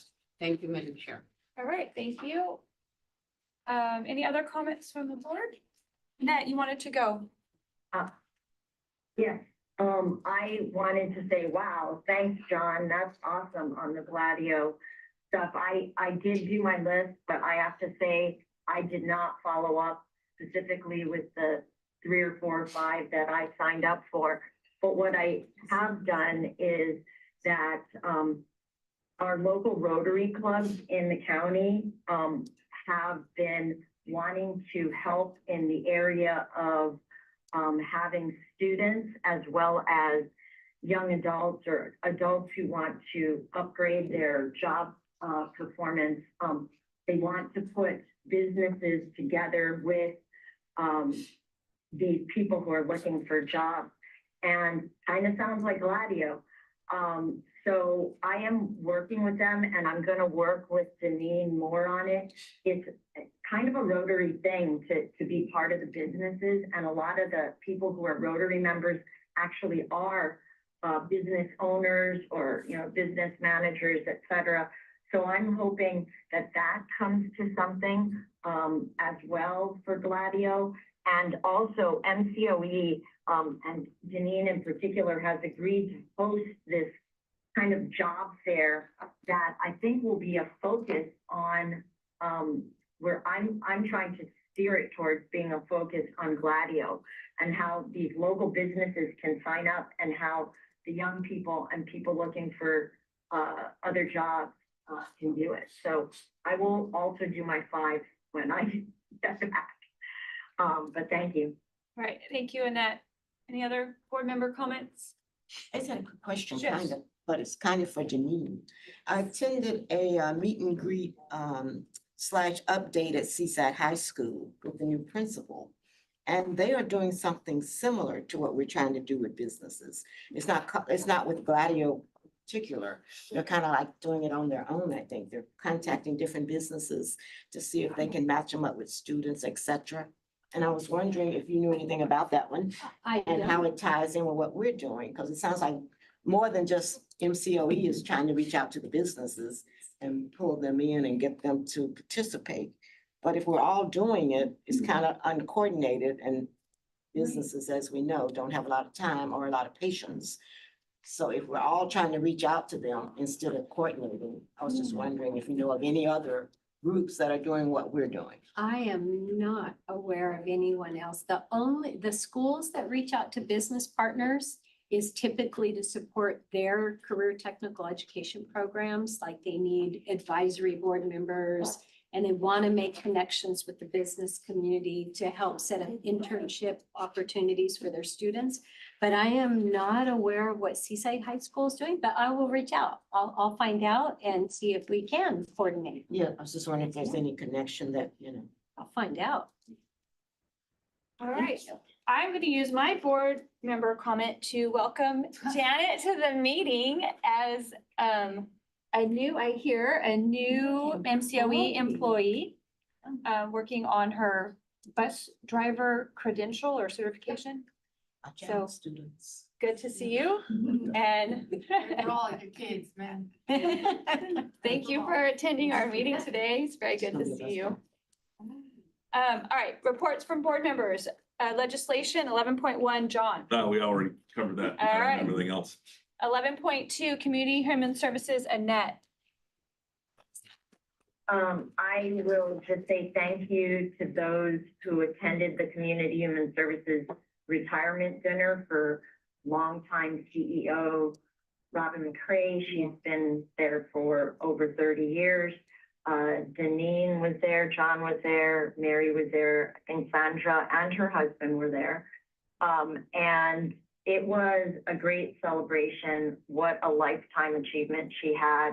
And tomorrow is our first meeting with our new CEO, Sean Stone.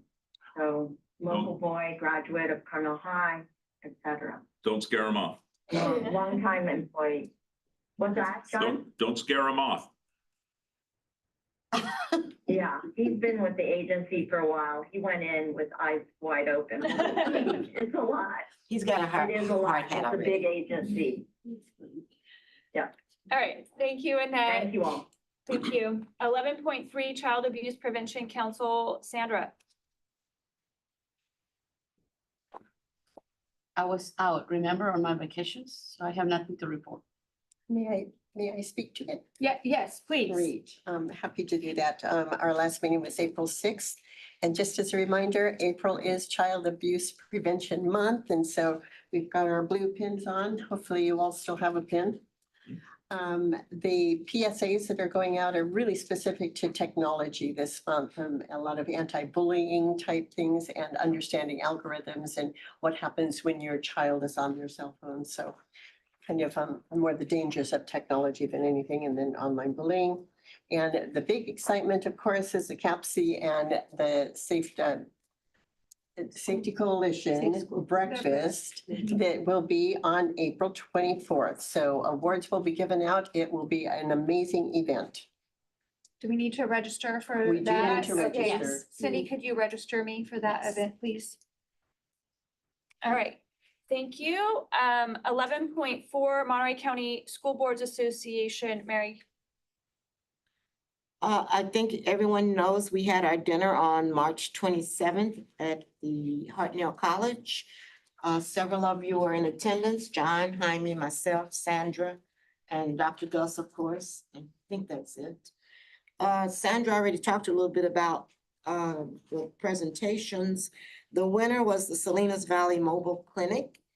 And like you said, they're doing some great things, and it seems like they've been doing it for about a year now, I think, which I wasn't quite aware of.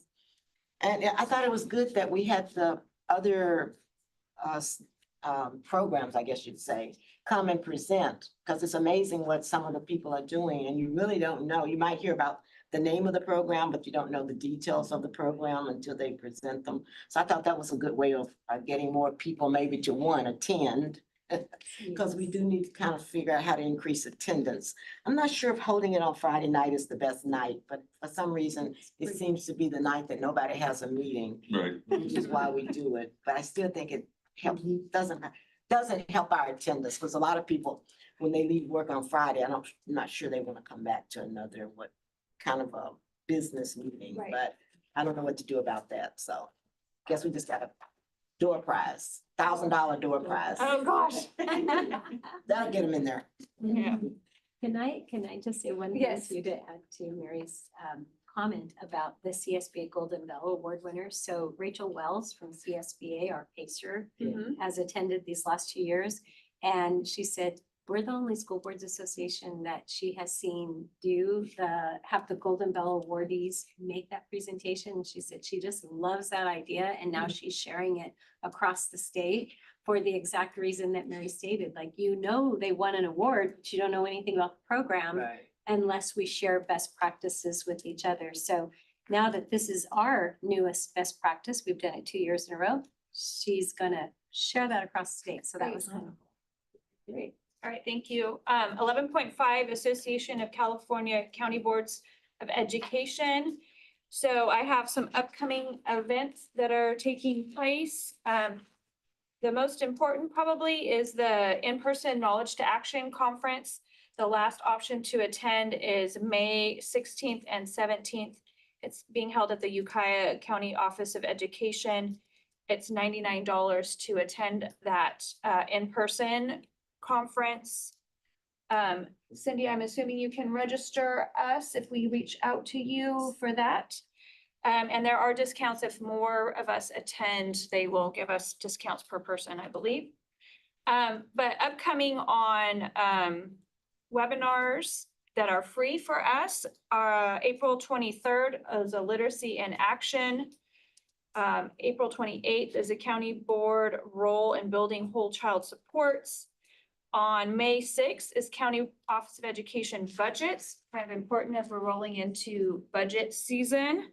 And then for those of us that are running for office coming up here in November, up for reelection, there is a June 10th running for office training session. So those are all on the website. You can go check it out, and it is free for us to attend those webinars. All right. Consideration of future items for future meetings. Are there any resolutions or agenda items? We have on here 12.2 effectiveness of the Salinas Community School. Do we want that still on there, John, or was that? What was that? That was a net. Yes. Net, are you still wanting that? Preparing that. Okay, Vanessa's preparing that. Okay, perfect. Is there any other resolutions or agenda items? All right. Our next meeting date is May 13th at 9 a.m. and our agenda items are due by May 1st. And with that, I'm going to adjourn the meeting. Thank you all. Great. And we have a birthday.